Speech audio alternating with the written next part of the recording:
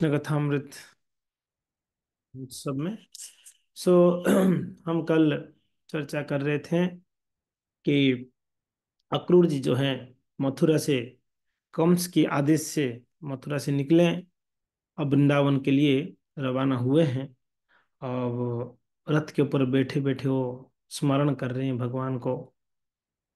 सो इस प्रसंग को हम चर्चा करने से पहले जो कल हमने चर्चा किया था नाम के बारे में, तो उसको थोड़ा सा मैंने शॉर्ट में वापस आप लोगों को बताना चाहूंगा कि नाम जप तीन प्रकार के हैं, जिसको हम चर्चा का मीन्स चर्चा वहां से रह गई थी।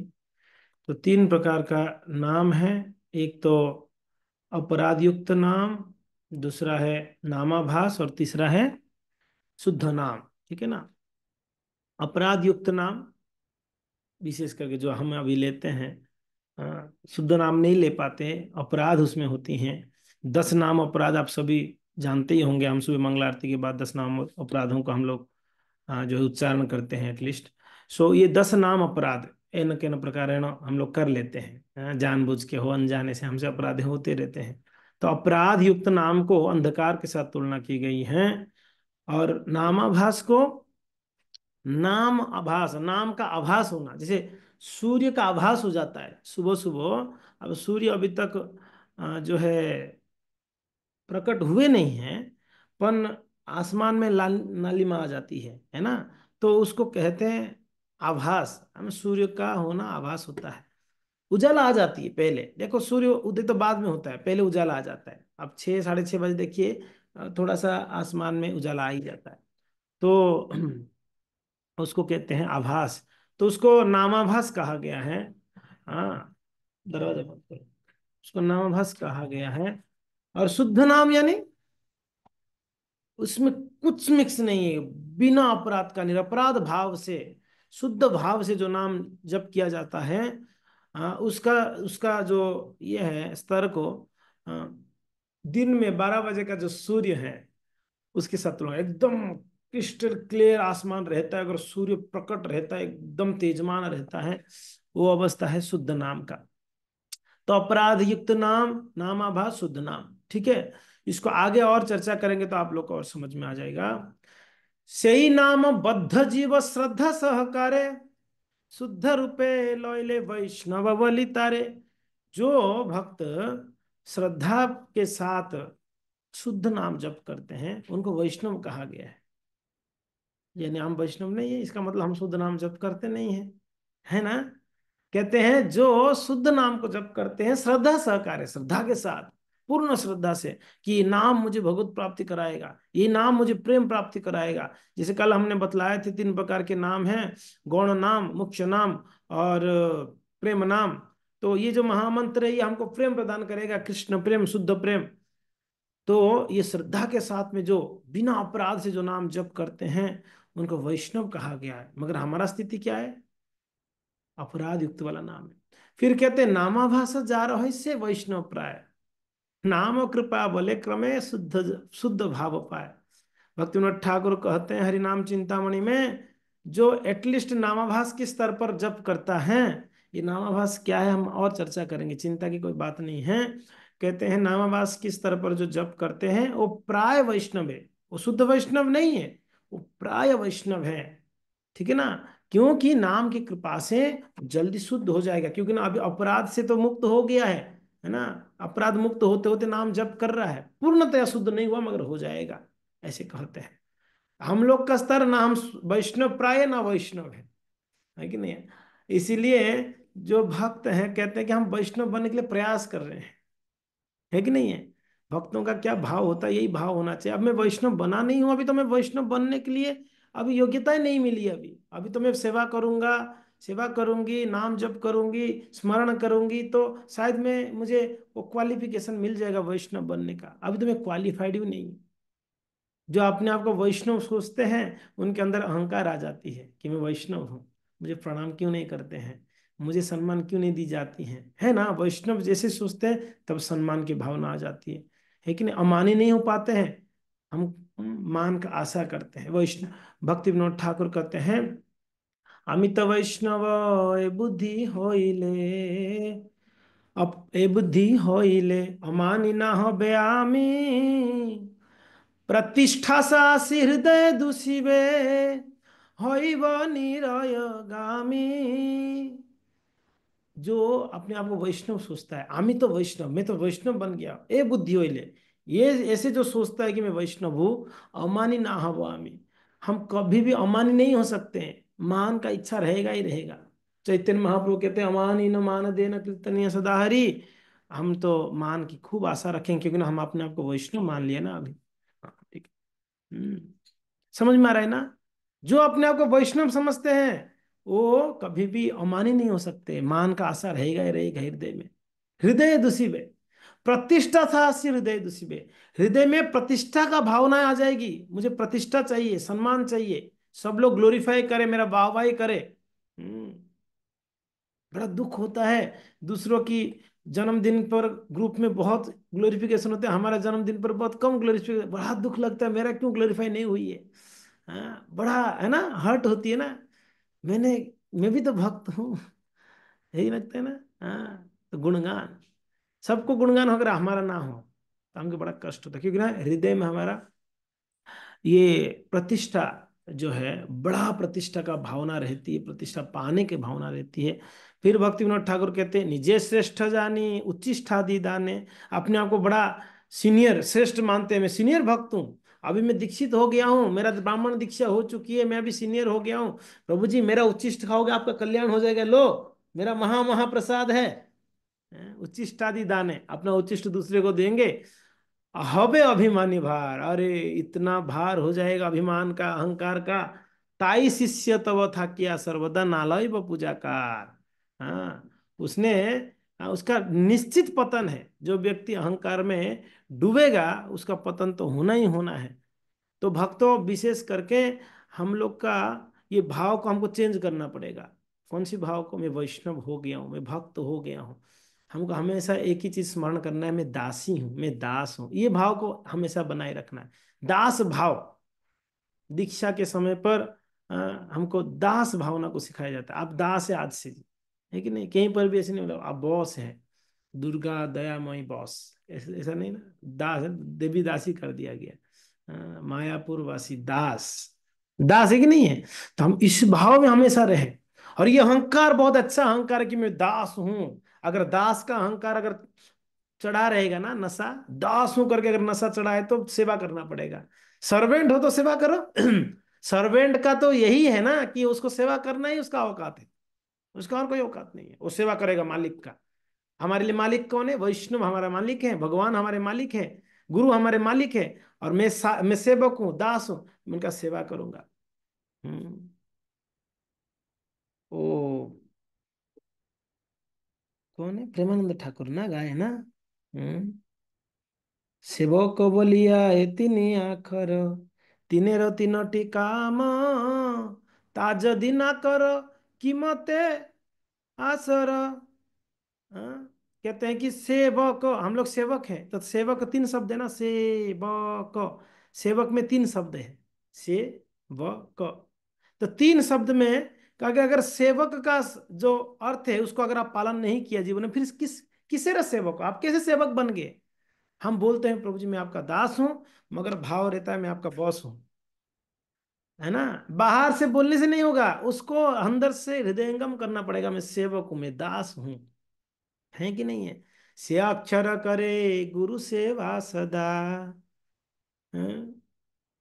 हम्म, करे गुरु स्वीकार गुरु र वाक्य, से शब्द का शब्द में है ना, सेवक शब्द, सेवक में तीन शब्द है ना, सेवक, से शब्द का अर्थ कहते हैं। हाँ, प्रेमानंद ठाकुर ने भजन लिखा है, से शब्द का अर्थ है, से अक्षर करे गुरु सेवा सदा।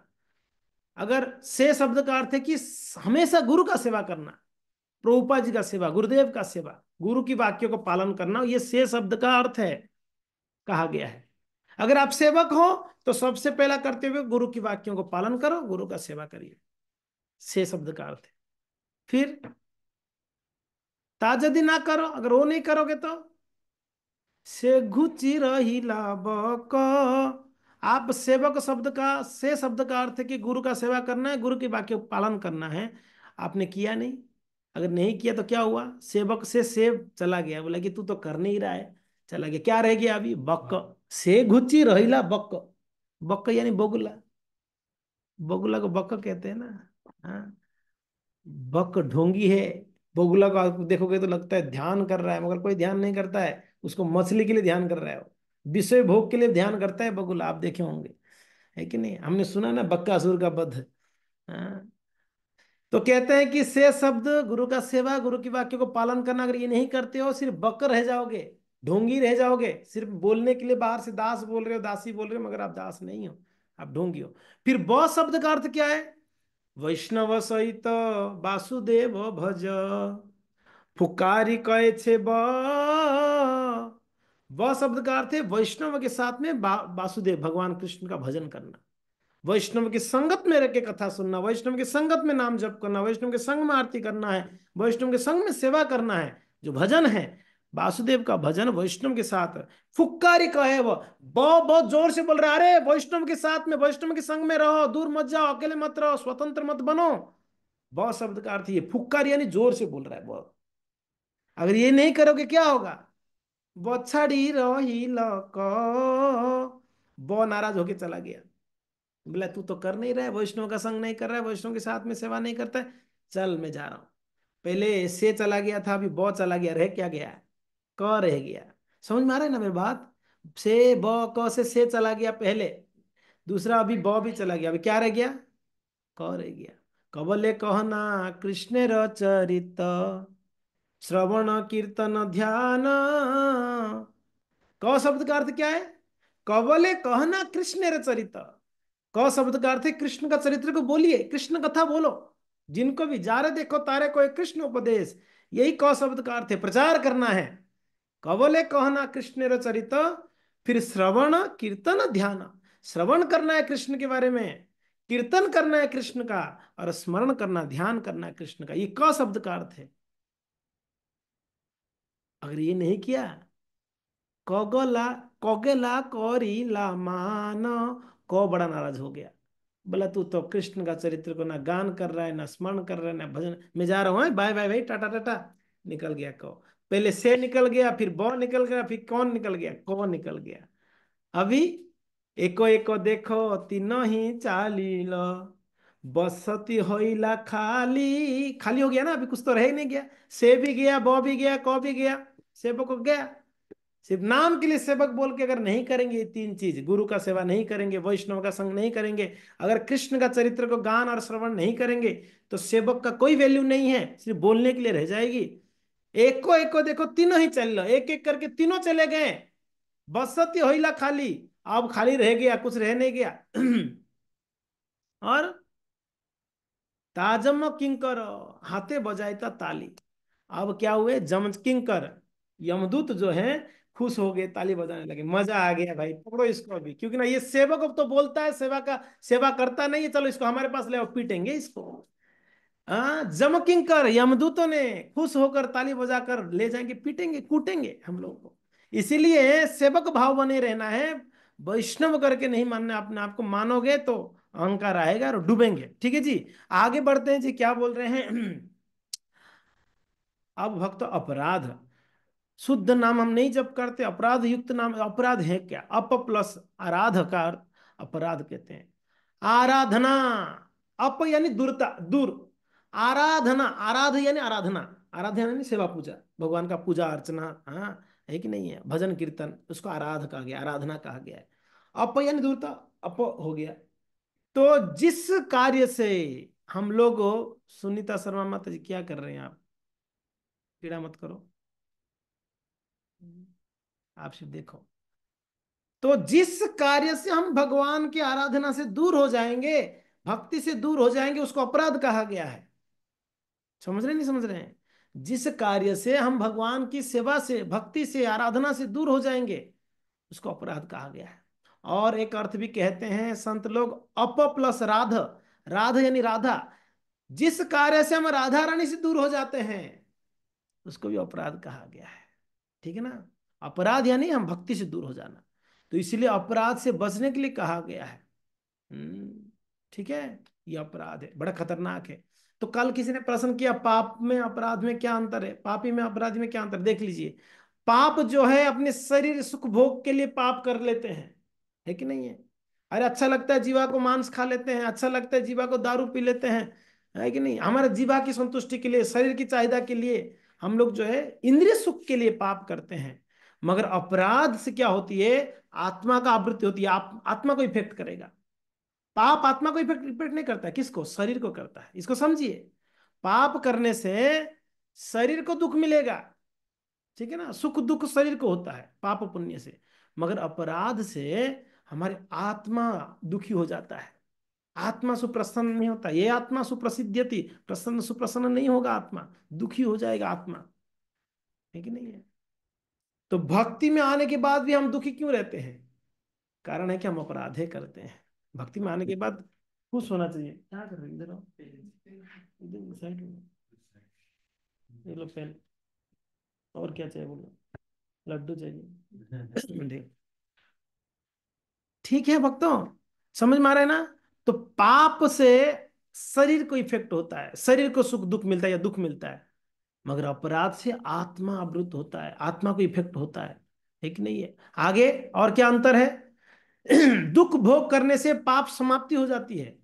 पाप, पाप का अगर आपका बैंक अकाउंट है, पाप बैंक अकाउंट, ठीक है ना, कौन सा bank account, ICICI bank account नहीं, एचडीएफसी नहीं, पाप बैंक अकाउंट, उसमें पाप इकट्ठा कर रखे हैं हम। जब यहाँ हमें कष्ट भुगतते हैं, यहाँ दुख मिलते हैं संसार में, तो क्या होता है, हमारा पाप की बैंक अकाउंट विड्रॉ हो जाता है। कष्ट भोगने से पाप खत्म हो जाती है, सुख भोगने से पुण्य खत्म होता है, पुण्य के बैंक अकाउंट खत्म हो जाता है। ठीक है, हम सभी के जीवन में तीन बैंक अकाउंट तो है। मान लो आपकी आपकी नहीं भी है कुछ भी अकाउंट, मगर तीन अकाउंट है। एक पाप बैंक अकाउंट है, एक पुण्य बैंक अकाउंट है, एक भक्ति बैंक अकाउंट है ना। तो हमको कौन सा बैंक अकाउंट बढ़ानी है, कौन सा अकाउंट को बढ़ाते रहना है, भक्ति वाला बैंक अकाउंट को बढ़ानी है, ठीक है ना। पाप का बैंक अकाउंट अगर बढ़ा हुआ है तो उसको विड्रॉ कर लिया जाए, जल्दी जल्दी कष्ट दे दो भगवान मुझे, ताकि मेरा सारा पाप खत्म हो जावे, है कि नहीं। और पुण्य, भगवान पुण्य का ये जल्दी जल्दी खत्म कर दो ताकि मैं भक्ति में आगे बढ़ो। ये पाप पुण्य दोनों बंधन है, हम सबको पता है कि नहीं है। तो भक्ति का बैंक अकाउंट बढ़ानी है। तो यहां पर ये कहा गया है कि पाप करने से, यानी दुख भोगने से आपके पाप का समाप्ति हो जाती है। मगर अपराध, आप दुख भोगने से अपराध खत्म नहीं होते। अपराध को खत्म करने के लिए पहले जिनकी चरणों में अपराध किया है उनकी चरणों में जाके क्षमा याचना करनी पड़ेगी। पहला चीज, गिड़गिड़ाना पड़ेगा, रोना पड़ेगा, अनुताप करना पड़ेगा, बड़ा दयनीय भाव से जाके उनसे क्षमा याचना करनी पड़ेगी और उनका सेवा भी करनी पड़ेगी। समझ में आ रहा है। हाँ, सिर्फ इतना बोलने से नहीं चलेगा। ओ सॉरी प्रभु जी, सॉरी गलती हो गई, इतने में नहीं चलती है। सॉरी माता जी, सॉरी, सॉरी एक शब्द हमने सीख लिया है, कुछ भी कर लेते हैं बाद में सॉरी बोल देते हैं। ना जी ना, ऐसा नहीं। अपराध इससे मुक्त नहीं होगा वैष्णव अपराध। वैष्णव की चरण पकड़ के रोना पड़ेगा, हृदय से मांगना पड़ेगा माफी, क्षमा कर लीजिए मेरे से सच में गलती हो गया माता जी, प्रभु जी, हाँ, आप प्लीज कृपा करिए, मेरे भक्त में मन लगे। गिड़गिड़ाना पड़ेगा हृदय से, बाहर से नहीं। हम लोग कभी कभी बाहर से तो मांग लेते हैं क्षमा, अंदर से रहता है बदमाश है। हाँ, मैं तो बाहर से क्षमा मांग रहा हूँ मगर है बदमाश। हाँ, उससे नहीं होगी भक्तों। देखिए ये बहुत विचारणीय बातें हैं। क्षमा, गिड़गिड़ाना पड़ेगा और उनका साथ साथ उनका सेवा करके उनको खुश करना पड़ेगा, सेवा कर कर, ठीक है ना। हाँ, तब जाके अपराध से मुक्त हो सकते हैं शायद। सॉरी, हाँ, कहाँ पर आ गया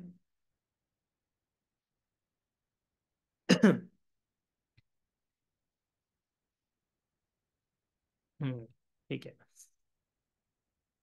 और 2-5 मिनट बोलेंगे क्योंकि ना आगे टॉपिक रह जाएगा ना। ओके पाप करने से आपकी सुख भोग में बाधा आएगी, मगर अपराध करने से आप भगवत बहिर्मुख हो जाओगे। देखिए अंतर समझिए। पाप, अगर पाप करेंगे तो सुख आपको नहीं मिलेगा, दुख मिलेगा। पाप का क्या है, हाँ, नींद आएगी। पाप से दुख मिलेगा, सुख नहीं मिल सकती है। मगर अपराध करने से आप भगवान से दूर हो जाओगे। और देखिए एक महत्वपूर्ण बात है, पापी व्यक्ति पूजा अर्चना कर सकता है, उनकी पूजा अर्चना से पुण्य मिल जाएगी उसको। समझ रहे हैं? मगर अपराधी का पूजा भगवान स्वीकार ही नहीं करेंगे। पापी का स्वीकार करेंगे भगवान, करके उसको पुण्य देंगे। मगर अपराधी जो है ना, वैष्णव अपराधी, उनका पूजा भी भगवान नहीं स्वीकार करेंगे। अब कितना आडंबर कर दो भगवान के लिए, भगवान ने बोले चल हट, तुम मेरे वैष्णव के चरणों में अपराध किया है, तेरा पूजा मुझे चाहिए ही नहीं, मुझे जरूरत नहीं है। भगवान त्याग देते हैं उन व्यक्ति को जिनने अपराध करता है कि नहीं?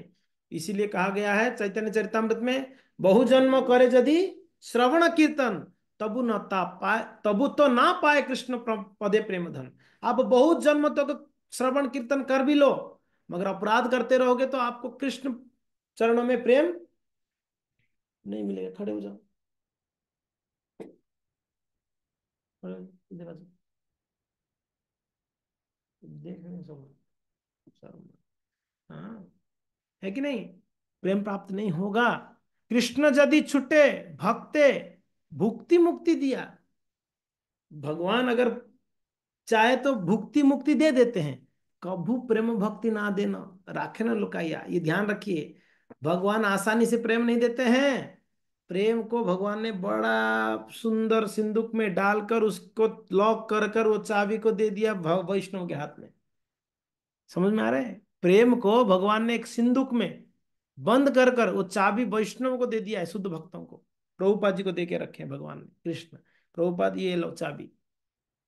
और प्रभुपाद जी ने उसका डुप्लीकेट कॉपी बना दिए, चाबी का होता है ना डुप्लीकेट चाबी, बनाकर सारे वैष्णव को दे दिए इस्कॉन में। बोले आप ये चाबी रखना, जिनको अगर बहुत अच्छा भक्ति करेंगे उनको खोल के दे देना ये प्रेम। समझ नहीं समझ रहे हैं? हाँ, अगर हम वैष्णव के सेवा करेंगे तो वैष्णव खुश हो जाएंगे, चाबी खोलेंगे, ले जाओ इसमें से प्रेम ले जाओ, कृष्ण प्रेम। अगर हम उनका अपराध करेंगे, वो लॉक करके रखेंगे, चल। अगर हम अपराध, मान लो वैष्णव माफ भी कर दे, भगवान बोले वो चाबी खोलना नहीं है, बदमाश है ये। ऐसे है। तो इसलिए कृष्ण यदि छूटे, अगर भगवान चाहे तो क्या देते हैं भक्तों को? मुक्ति भी दे देते हैं, भुक्ति भी दे देते हैं, भोग दे देते हैं। मगर कभू प्रेम भक्ति ना देना। भगवान प्रेम नहीं देते हैं किसी को, प्रेम भक्ति बड़ा छुपा के रखते हैं भगवान। इसलिए भक्तों, हमें अपराधों से बचना बहुत जरूरी है, नहीं तो हम आगे नहीं बढ़ पाएंगे। कैसे होते हैं अपराध? अपराध कैसे हो जाते हैं? भक्ति विनोद ठाकुर कहते हैं हरिनाम चिंतामणि में, किंतु व्यवहित होइले होय अपराध, ध्यान मैंने ध्यान नहीं देने से। व्यवहित होइले यानी ध्यान नहीं देने से अपराध हो जाती है। सही अपराध हो प्रेम लाभे बाद, और उस अपराध से प्रेम का बाधा, भगवत प्रेम प्राप्त नहीं होती है। व्यवहित शब्द का अर्थ है ध्यान नहीं देने से। ध्यान हटी दुर्घटना, हाँ, ध्यान हटी तो दुर्घटना घटी। अगर आप भक्ति में ध्यान नहीं दोगे तब दुर्घटना होगी, तब अपराध हो जाएगी आपसे। इसलिए अलर्ट रहना बहुत जरूरी है भक्ति करते समय। नाम जप करते समय ध्यान देना है, मेरे से नींद ना हो जाए, हाँ, मुझे झपकी ना आ रहा हो, हाँ, मैं कुछ और भौतिक इच्छाएं तो कामना नहीं कर रहा हूँ नाम जप करते समय, हाँ, मेरे मन में किसी वैष्णव के लिए कुछ चल तो नहीं रहा है मन में, तो ध्यान देना जरूरी है। सेवा करते समय ध्यान देना, कहीं मेरे से कोई स्वार्थ से मैं सेवा तो नहीं कर रहा हूं मंदिर में आके, मैं और कोई तो भावना नहीं है, ध्यान देना है। तो अलर्ट रहेंगे। जैसे ड्राइवर अलर्ट रहता है तो एक्सीडेंट नहीं होता है। मगर अलर्ट नहीं रहने से क्या होता है? मान लो गाड़ी चलाते चलते नींद आ जाए, क्या होगा सरकार? मर जाएगा। तो जबते जबते नींद आने से क्या होगा? भक्ति का जीवन खत्म हो जाएगा। समझ रहे हैं? हाँ। तो ध्यान हटी तो दुर्घटना घटी। अनर्थों के कारण हम अपराध कर लेते हैं। अपराध किससे होता है? अनर्थों से होता है। हमारे हृदय में जो अनर्थ है उसकी वजह से अपराध होती है। ठीक है जी। अब ये अनर्थ क्या क्या है ये सब हम चर्चा करेंगे बाद में। अभी ये टॉपिक को यहीं पर रोकता हूँ, ठीक है ना? इसका अगला सेशन हम लेंगे। हाँ, क्योंकि ना फिर कृष्ण कथा ज्यादा हेवी हो जाएगी ना, गड़बड़ हो जाएगी, फिर कृष्ण कथा रह जाएगी। ठीक है जी। तो नेक्स्ट चलते हैं। कल की प्रसंग, अक्रूर जी महाराज अब ब्रज वृंदावन के लिए निकले हैं मथुरा से। और रथ किनका था? कंस का। हाँ, उस रथ के ऊपर बैठ कर जब निकले तो उनकी मन में भगवान का स्मरण हो रही है कि मैं भगवान को मिलूंगा, उनको दर्शन करूंगा, उनके चरणों में गिरूंगा, भगवान मुझे आलिंगन करेंगे। ये सब सोच रहे थे, विचार कर ही रहे थे। 100% भगवान का दर्शन होगा शायद, मुझे लगता है। क्यों होगा? अक्रूर जी देखे कि उनके राइट हैंड साइड में एक हिरण निकला। जब हिरण निकला तो कहते हैं कि जरूर भगवान का दर्शन, ये शुभ संकेत है। हिरण निकला, राइट हैंड साइड में गधा निकलता है तो अशुभ संकेत है, राइट हैंड साइड में गाय निकले, हिरण निकले तो शुभ संकेत माना गया है, हाथी निकले इसको शुभ माना गया है कि नहीं। तो यहां पर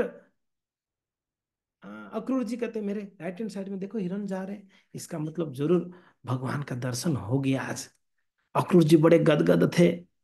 भक्तों, गोचारण जहां भगवान करते थे, उस वृंदावन में प्रवेश जब किए, गोचारण जहां भगवान करते थे वहां भगवान के चरण चिन्ह पड़ा हुआ है। भगवान पूरा ब्रज को बिना चप्पल के चले हैं। ठाकुर जी बिना चप्पल में पूरा ब्रज घूमे हैं। एक बार जसोदा कहती है कि रे लाला, सब कहते हैं कि उनको कहीं चप्पल पहना दो, कड़ाव पहना दो, पादुका पहना दो। उनके नन्हे नन्हे चरणों में कितना कष्ट होता होगा, कहीं कांटा चुभता होगा, कहीं पत्थर कंकड़ चुभता होगा। हाँ, जंगलों में जाते हैं, बहुत कांटे पत्थर होते होंगे। तो जसोदा कहती कि लाला तू पादुका पहन के जा। बोले ना मैं, या मैं पादुका नहीं पहनूंगा। नहीं नहीं, तेरे को पहनना पड़ेगा, देख तेरे को पादुका पहनेंगे तभी तेरे को छोड़ेंगे हम गोचारण के लिए। अब भगवान फंस गए, गोचारण में जाना ही है और पादुका भी नहीं पहनना है। भगवान बोले ठीक है पहनेंगे, लाओ पादुका लाओ, मगर मैं अकेला नहीं पहनूंगा, जितने गाय बछड़े सबको पहनाओ, फिर हम पहनेंगे। वो लोग बिना पादुका के चलेंगे, हम पादुका पहनेंगे। जशोदा बोले तू एक काम कर, तू ऐसे ही जा। तो सारे गाय बछड़ों को कहाँ पादुका बनाए, 9 लाख गाय तो सिर्फ नंद भवन में है, और फिर उनके बछड़े हैं, है कि नहीं, फिर बैल हैं, है कि नहीं, फिर बकरे हैं, भैंसे हैं। हाँ, वर्णन है भागवत में कि उस समय भैंसे भी थे, बकरे भी थे भगवान के उस गाय गाय चराने के बीच में। फिर सिर्फ नंद, और जितने ग्वाल हैं उनके कितने कितने, किनके 1-2 लाख गाय होंगे, किनके 50,000 गाय होंगे। सभी एक को अगर चप्पल पहनाया जाए तो भाई कहाँ से बनवाए। एक काम करो, तू बिना चप्पल के ही जा। तो कुल मिला के भगवान को पहनना नहीं था, तो इसलिए वो बहाना दिए कि आप सबको पहनाओ, हम भी पहनेंगे, और सारे ग्वालों को पहनाओ। ग्वाले करोड़ों ग्वाले थे उनके साथ। तो तो भगवान चाहते थे कि मैं बिना चप्पल के पूरा ब्रज को धन्य कर दूंगा चल चल कर। इसलिए भगवान ने ब्रज में हर जगह पे चले हैं, बिना चप्पल के चले हैं। ऐसा कोई जगह नहीं है भगवान नहीं चले हैं। आज भी आप जाएंगे रमण रेती में, आज भी भगवान का स्मरण होती है। उस रेती में भगवान ने लोटपोट हुए हैं, वहां पर कुश्ती खेले हैं दाव के साथ, ग्वालों के साथ। आप गए कभी? हाँ, रमण रेती गए होंगे आप लोग, गोकुल में रमण रेती आता है। हाँ, वहाँ आज भी भक्त जाते हैं तो वहां पर लौटते हैं। भक्तों, हम लोग तो दिखावटी वाला लौटते हैं वहां पर, फोटो खिंचवाने के लिए, पूरा मेरा वीडियो निकालना, थोड़ा मैं लौट रहा हूँ। हाँ, है कि नहीं, हम जाते हैं ना तो किसी को मोबाइल देते हैं, थोड़ा आप थोड़ा वीडियो कर देना, मैं थोड़ा लौट रहा हूँ, बाद में फेसबुक में डालेंगे हम, ट्विटर में या इंस्टा में डालने के लिए हम ये करते हैं।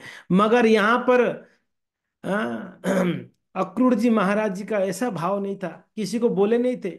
वहां जो रथ चालक था उसको कैमरा नहीं दे दिए, थोड़ा वीडियो करना, मैं अभी लौट रहा हूँ।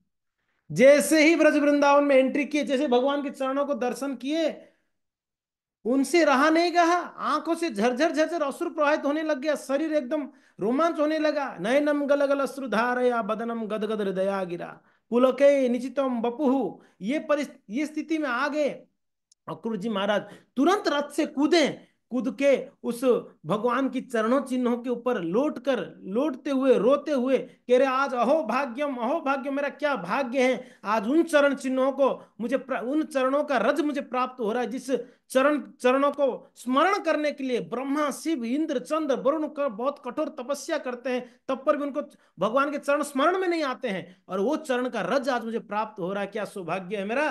वहां लोटपोट हो रहे रोते रोते, वो मिट्टी को, वो ब्रज वृंदावन की मिट्टी को गीला कर दिए रोते रोते, इतना रोए। अक्रूर जी वर्णन करते हैं सुखदेव गोस्वामी, पूरा गीला हो गया, मिट्टी कीचड़ हो गया, इतना रोए वहां पर। क्या यही सोच के कि क्या भाग्य कि आज भगवान के चरण रज मुझे प्राप्त हुआ है, ब्रज वृंदावन। आहा, सोचिए क्या अद्भुत है, क्या सौभाग्य है। तो भक्तों, ये सुबह भोर में निकले थे मथुरा से, नंदगांव पहुंचते पहुंचते संध्या हो गया था, सूरज ढल रहा था। इतना समय क्यों लग गया? क्योंकि ये कृष्ण के स्मरण में विभोल हो गए थे, वो भूल गए थे मुझे जाना भी है नंदगांव, बस ये सोच सोच के उनको लेट हो गया। और जैसे वृंदावन में एंट्री की वहीं तो लोटपोट में वहीं वहीं रह गए। तो इसलिए उनको दिन भर लग गया पहुंचने के लिए। वैसे मथुरा से नंद गांव जाने के लिए कितना समय, 1 घंटा लग जाए, 2 घंटा लग जाए, मगर पूरा दिन लग गया उनको। भक्तों, खैर आगे बढ़ते हैं। सुखदेव गोस्वामी वर्णन करते हैं। हाँ, अक्रूर जी महाराज जी जैसे ही पहुंचे तो भगवान कृष्ण बलराम उस समय गाय चराने गए थे। रास्ते में मिले। रास्ते में मिले तो भगवान के चरणों में गिर गए अक्रूर जी। भगवान के चरणों में गिर के रोने लगे। और अक्रूर जी अपनी अश्रु के द्वारा भगवान के चरणों का अभिषेक कर दिए। वैसे भगवान ने तुरंत उनको उठाकर अपने गले में ले लिए, आलिंगन करके बोल रहे, चाचा जी कैसे हैं आप। हाँ, बड़े प्रेम पूर्वक उनको बोल रहे हैं। और लेके आए उनको, नंद भवन में लेके आए, उनका सुंदर स्वागत हुई, उनके चरणों को धुला गया। और उनको अच्छा आसन में बिठाए। अंकुर जी महाराज जी को सुखदेव गोस्वामी वर्णन करते हैं। और उनको मधुपर्क दिया गया। हाँ, और उसके बाद वो प्रसाद यानी दूध में वो हनी डाल के दिया। ऐसे वर्णन है। और उनको अच्छा स्वादिष्ट भोजन दिया गया है, सुंदर सुगंधित जल दिया गया है। और सब होने के बाद उनको अंततगत्वा मुखवास दिया। मुखवास होता है ना। हाँ, मुखवास देने के बाद भगवान अभी एकदम आराम से बैठकर बोलते हैं, चाचा जी कैसे हैं आप, मथुरा में सब ठीक है ना, आपको कैसे आना हुआ वृंदावन आज। हाँ, जब पूछे उस समय नंद जसोदा इत्यादि वहां पास में नहीं थे, बस कृष्ण बलराम ही थे। अब अक्रूर जी का तो आनंद का सुख का सीमा नहीं था। वो तो सोच सोच के ही इतना ये हो रहे थे कि अरे वही प्रभु है, वही भगवान जिनके बारे में सुन रहा हूँ जानता हूँ, वो मेरे सामने खड़े हैं। क्या सोचो क्या स्थिति होगी अक्रूर जी का। इतने महान भक्त हैं और उनके सामने भगवान खड़े हैं, बात कर रहे हैं। बोलेंगे, पुष्पलता बिंदा माता जी आपने क्यों नमक कम डाला आज सब्जी में। आप खड़े होके भगवान पूछे आपसे, क्या होगा आपका स्थिति। ईश्वरी माता जी आप बताइए, भगवान आपके सामने। ऐसा कब ऐसा समय आएगा, है ना, सिर्फ हम लोग सपने में ही सोच सकते हैं या ऐसे ही सोचते हैं, भगवान कब ऐसा आके हमसे बात करे। वो अक्रूर जी से बात कर रहे हैं सामने भगवान भगवान कृष्ण, वो अखिल कोटि ब्रह्मांड के नायक। हाँ, बताइए, जिनको प्राप्त करने के लिए बड़े बड़े योगी लोग कहीं कहीं युगों तक तपस्या करते हैं, वो प्रभु आज अक्रूर जी के सामने खड़े हैं, बात कर रहे हैं, पूछ रहे हैं चाचा जी कैसे हैं बताइए। आहा, अक्रूर जी बहुत गदगद थे, बहुत गदगद थे। बोल रहे हैं कि अ, हे कृष्ण, हे बलराम, एक्चुअली कंस ने मुझे भेजा है और आप लोग को मथुरा में ले आने के लिए भेजे हैं रथ लेकर, और आप लोग को वहां बुला कर मरवाना चाहता है। वैसे कंस से मना किया तो बोलना नहीं है। और यहाँ अक्रूर जी सब ठीक ठीक सच सच बोल दिए कि आपको बुलाकर वहां पर क्या करेंगे, मारेंगे, मल्लयुद्ध करवा के मारने का प्लान है। कृष्ण बलराम ठठा के हंसने लगे। बोले, अच्छा मारेंगे मामा जी, कोई बात नहीं, चलेंगे। बाकी ये बात ना नंद जसोदा किसी को मत बोलिएगा। हाँ, देखेंगे मामा जी को भी एक बार। हाँ, हम अपना पराक्रम दिखाते हैं। मामा भी देखे तो थोड़ी, आज तक तो मामा जी ने सबको भेजा है, अब हम मामा जी को पास भी जाएंगे, चलो ठीक है। तो अब भगवान अक्रूर जी बोलते हैं, आप नंद बाबा को कुछ मत बोलना, हम बोलेंगे। कृष्ण जाके नंद बाबा को कहते हैं कि बाबा, आपको पता है चाचा जी क्यों आए। बोले, क्यों आया बेटा। ये चाचा जी आए हैं, मामा जी भेजा उनको। बोले, कौन, कंस। अच्छा, किसके लिए। ना, एक धनुष यज्ञ कर रहे हैं, हम सबको इनवाइट, सारे ब्रजवासियों को इनवाइट किए हैं, बड़ा भोज होगा, बढ़िया से खाना पीना मस्त। हाँ, घूमेंगे फिरेंगे, नाचेंगे गाएंगे, बहुत आनंद है, चलेंगे हम सब। नंद बाबा बोले, बहुत बढ़िया, मामा जी बुलाए तो अच्छा ही है, सबको चलना चाहिए। सारे ब्रजवासी को चलना है, सबको चलना है। सारे जितने ग्वाले थे, सभी, एक बुजुर्ग थे, माताएं जो है वो नहीं निकले, नहीं गए हैं। बोले कि नहीं, एक मर्यादा है, माताएं नहीं निकले, बाकी सारे लोग तैयार हो गए, चलेंगे चलेंगे, मथुरा चलना है। चलेंगे, जरूर चलेंगे, कंस का राजभवन देखेंगे। हाँ, उनका तैयारी देखेंगे, कैसा यज्ञ करता है, धनुष यज्ञ, बड़ा उत्सव है ना। देखेंगे, मेला होगा, उसमें बढ़िया बढ़िया आइसक्रीम मिलेगा। और क्या क्या मिलेगा मेला में, जो भी मिलेगा, हाँ, पानी पूरी मिलेगा, जो भी मिलेगा, खाएंगे पिएंगे, चलेंगे, और उत्सव में चलेंगे। सब लोग प्लानिंग कर लिया, ब्रज में सब लोग, ठीक है, प्लानिंग कर दिए। जसोदा को पता चला, जसोदा बहुत रोने लगी। हाँ, नहीं नहीं, मैं नहीं ले जाने दूंगी, मेरे कान्हा को मैं नहीं जाने दूंगी। हाँ, मना कर दी, नहीं नहीं जाने दूंगी। तो कृष्ण समझा रहे, अरे मैया, हम तो, वो तो उत्सव में जा रहे हैं, मामा जी बुलाए ना, वो तो वैसे गए, और वैसे आ जाएंगे। एक दो दिन की बात है, क्या है, हम थोड़ी ना पूरा हमेशा के लिए जा रहे हैं। कृष्ण को पता है ये हमेशा के लिए जा रहे हैं, ये भगवान को तो पता था, हम बाहर से बोल रहे हैं, हम थोड़ी हमेशा के लिए जा रहे हैं, हम तो बस यूं गए यूं आ गए। हाँ, एक दो दिन की बात है। जसोदा बोली ना। जसोदा मान ही नहीं रही थी। जैसे तैसे जसोदा को मनाया। जसोदा यहां तक बोली कि बलराम जी को ले जाओ, कृष्ण को नहीं जाने दूंगी, आप बलराम जी को ले जाओ। हम्म, क्योंकि ना बलराम सक्षम है, वो आ जाएगा, मगर कृष्ण पता नहीं। तो मगर जैसे तैसे जसोदा को समझाया गया, जसोदा समझी। और सारे एक ब्रजवासी जो हैं, उस दिन रात को तो वहीं विश्राम किए। अक्रूर जी सुबह भोर भोर में निकले, नंद भवन से निकले। कृष्ण बलराम को बिठाकर रथ में नंद भवन से निकले। आज भी आप जाओगे नंदगांव में तो अक्रूर मार्ग आज भी दिखता है। अक्रूर जी का मार्ग है, जहां से अक्रूर जी गए ना, वो आज भी हैं, आप देख सकते हो। रथ लेके अक्रूर जी निकले थे भक्तों। नंदगांव से अक्रूर जी निकले कृष्ण बलराम को लेके। सारे ब्रजवासी जो है, वैसे तो सब जो बूढ़े बुजुर्ग थे, प्रभु लोग थे, जो पुरुष थे, वो तो साथ में ही चले, वो लोग भी बैलगाड़ी में बैठ के चलते चलते जैसे तैसे निकले सब लोग। ठीक है ना, उस सब देखने के लिए। आज वहां पर ये होगा वो होगा, ये देखेंगे वो देखेंगे करके निकले हैं। ग्वाले भी निकले हुए, कुछ ग्वाले निकले, सब एक नहीं, कुछ ग्वाले निकले थे। बाकी कोई माताएं नहीं जा पाए, सब लोग थे। और सब लोग रो रहे थे। सब लोग को ऐसे लग रहा था कि कि कृष्ण हमेशा के लिए नहीं जा रहे, ऐसे लग रहा था उनको कि कृष्ण हमेशा के लिए नहीं चले जा रहे हमको छोड़ के। अब भगवान सबको बोले, अरे आ जाएंगे, कल आ जाएंगे, चिंता मत करो, हमारा रिटर्न टिकट करके रखे हैं हम लोग, आ जाएंगे आ जाएंगे आ जाएंगे, डोंट वरी। सबको सांत्वना देते देते जा रहे हैं भगवान कृष्ण। सुबह भोर में निकले। हाँ, चल रहे चल रहे चल रहे। आज गोपियां थो जवान, यंग गोपियां हैं, राधा रानी, ललिता, विशाखा, ये सब, ये लोग लोक लज्जा के कारण ये लोग नंद भवन में नहीं आए। ये बोले कि अच्छा, ये लोग विचार कर रहे हैं, सुखदेव जी वर्णन कर रहे हैं, सुखदेव गोस्वामी, ये लोग आपस में विचार कर रहे हैं, अरे ये अक्रूर कितना बदमाश है। ये अक्रूर, अक्रूर कौन नाम दे दिया इसको, ये क्रूर है। ये हमारे कन्हैया को लेके जाने के लिए आया है, बस आ गया उठा के, रथ लेके आ गया कृष्ण को लेने के लिए। अरे इसको थोड़ा सा भी दया नहीं है। हमारा क्या स्थिति होगी कृष्ण अगर चले जाएंगे तो। हाँ, हम एक क्षण भी कृष्ण के बिना रह नहीं पाएंगे, उसको पता नहीं है ये, और हमको बिना बोले वो लेके जाएगा। मगर ले चलो चलो नंद भवन में चलते हैं, अक्रूर जी को रोकेंगे हम, उसको मनाएंगे, नहीं हमारे कन्हैया को मत लेके जाओ। कोई गोपी कहते हैं कैसे जाएं, वहां पर नंद बाबा होंगे, जसोदा होंगे, बड़े बुजुर्ग होंगे, उनके सामने हम कैसे जाएंगे, हमको नहीं जाना चाहिए। फिर क्या करें। अब कृष्ण रथ में बैठकर निकले हैं, तो कहीं रास्ते में मिलेंगे तो वहां पर रोकेंगे, वहां समझाएंगे, कृष्ण को मनाएंगे। और अक्रूर जी को भी चरणों में गिर के हम लोग निवेदन करेंगे, इनको लेके मत जाओ, इन दोनों बच्चों को, ये तो अभी छोटे छोटे बच्चे हैं, उनको कहाँ ले जा रहे हो आप। हम उनको मनाएंगे, ऐसे विचार कर रहे हैं। ये सच में क्रूर है, ये अक्रूर नहीं हो सकता है, हमारे नैया को लेके जा रहा है। तो विचार कर रहे हैं। तो अब जब अक्रूर जी चल रहे थे, रास्ते में गोपियां रथ को रोक दिया। रोक के सभी एक गोपियां रोने लगे, राधा रानी, ललिता, विशाखा इत्यादि खूब रोए। खूब रो के निवेदन करते हो, अक्रूर जी मत लेके जाओ, हमारे ये प्राण है, आप हमारे प्राण को लेके चले जाओ, हम जिएंगे कैसे। कृष्ण कहते हैं, अरे गोपियां, अरे क्यों आप इतना दुखी हो रहे हो, हम कौन सा हमेशा के लिए जा रहे हैं, हम हो तो यूं गए और यूं आ गए, हम कल कल परसों आ ही जाएंगे, बस उत्सव उत्सव के लिए मामा जी बुलाए तो हम जा रहे हैं।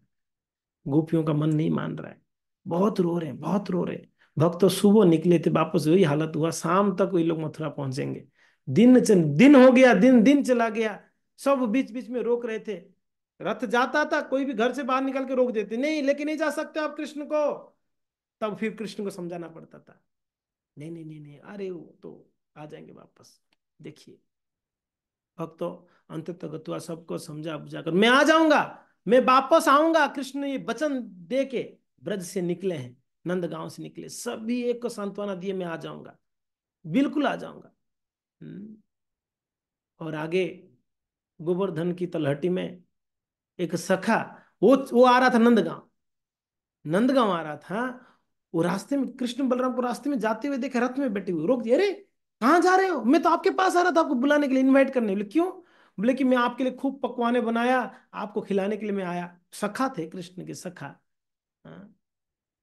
कृष्ण बोले कि देखो सखा, आपने इतना प्रेम से हमारे लिए बनाया, मगर क्या करे, मामा जी का निमंत्रण आया, हमको जाना पड़ेगा।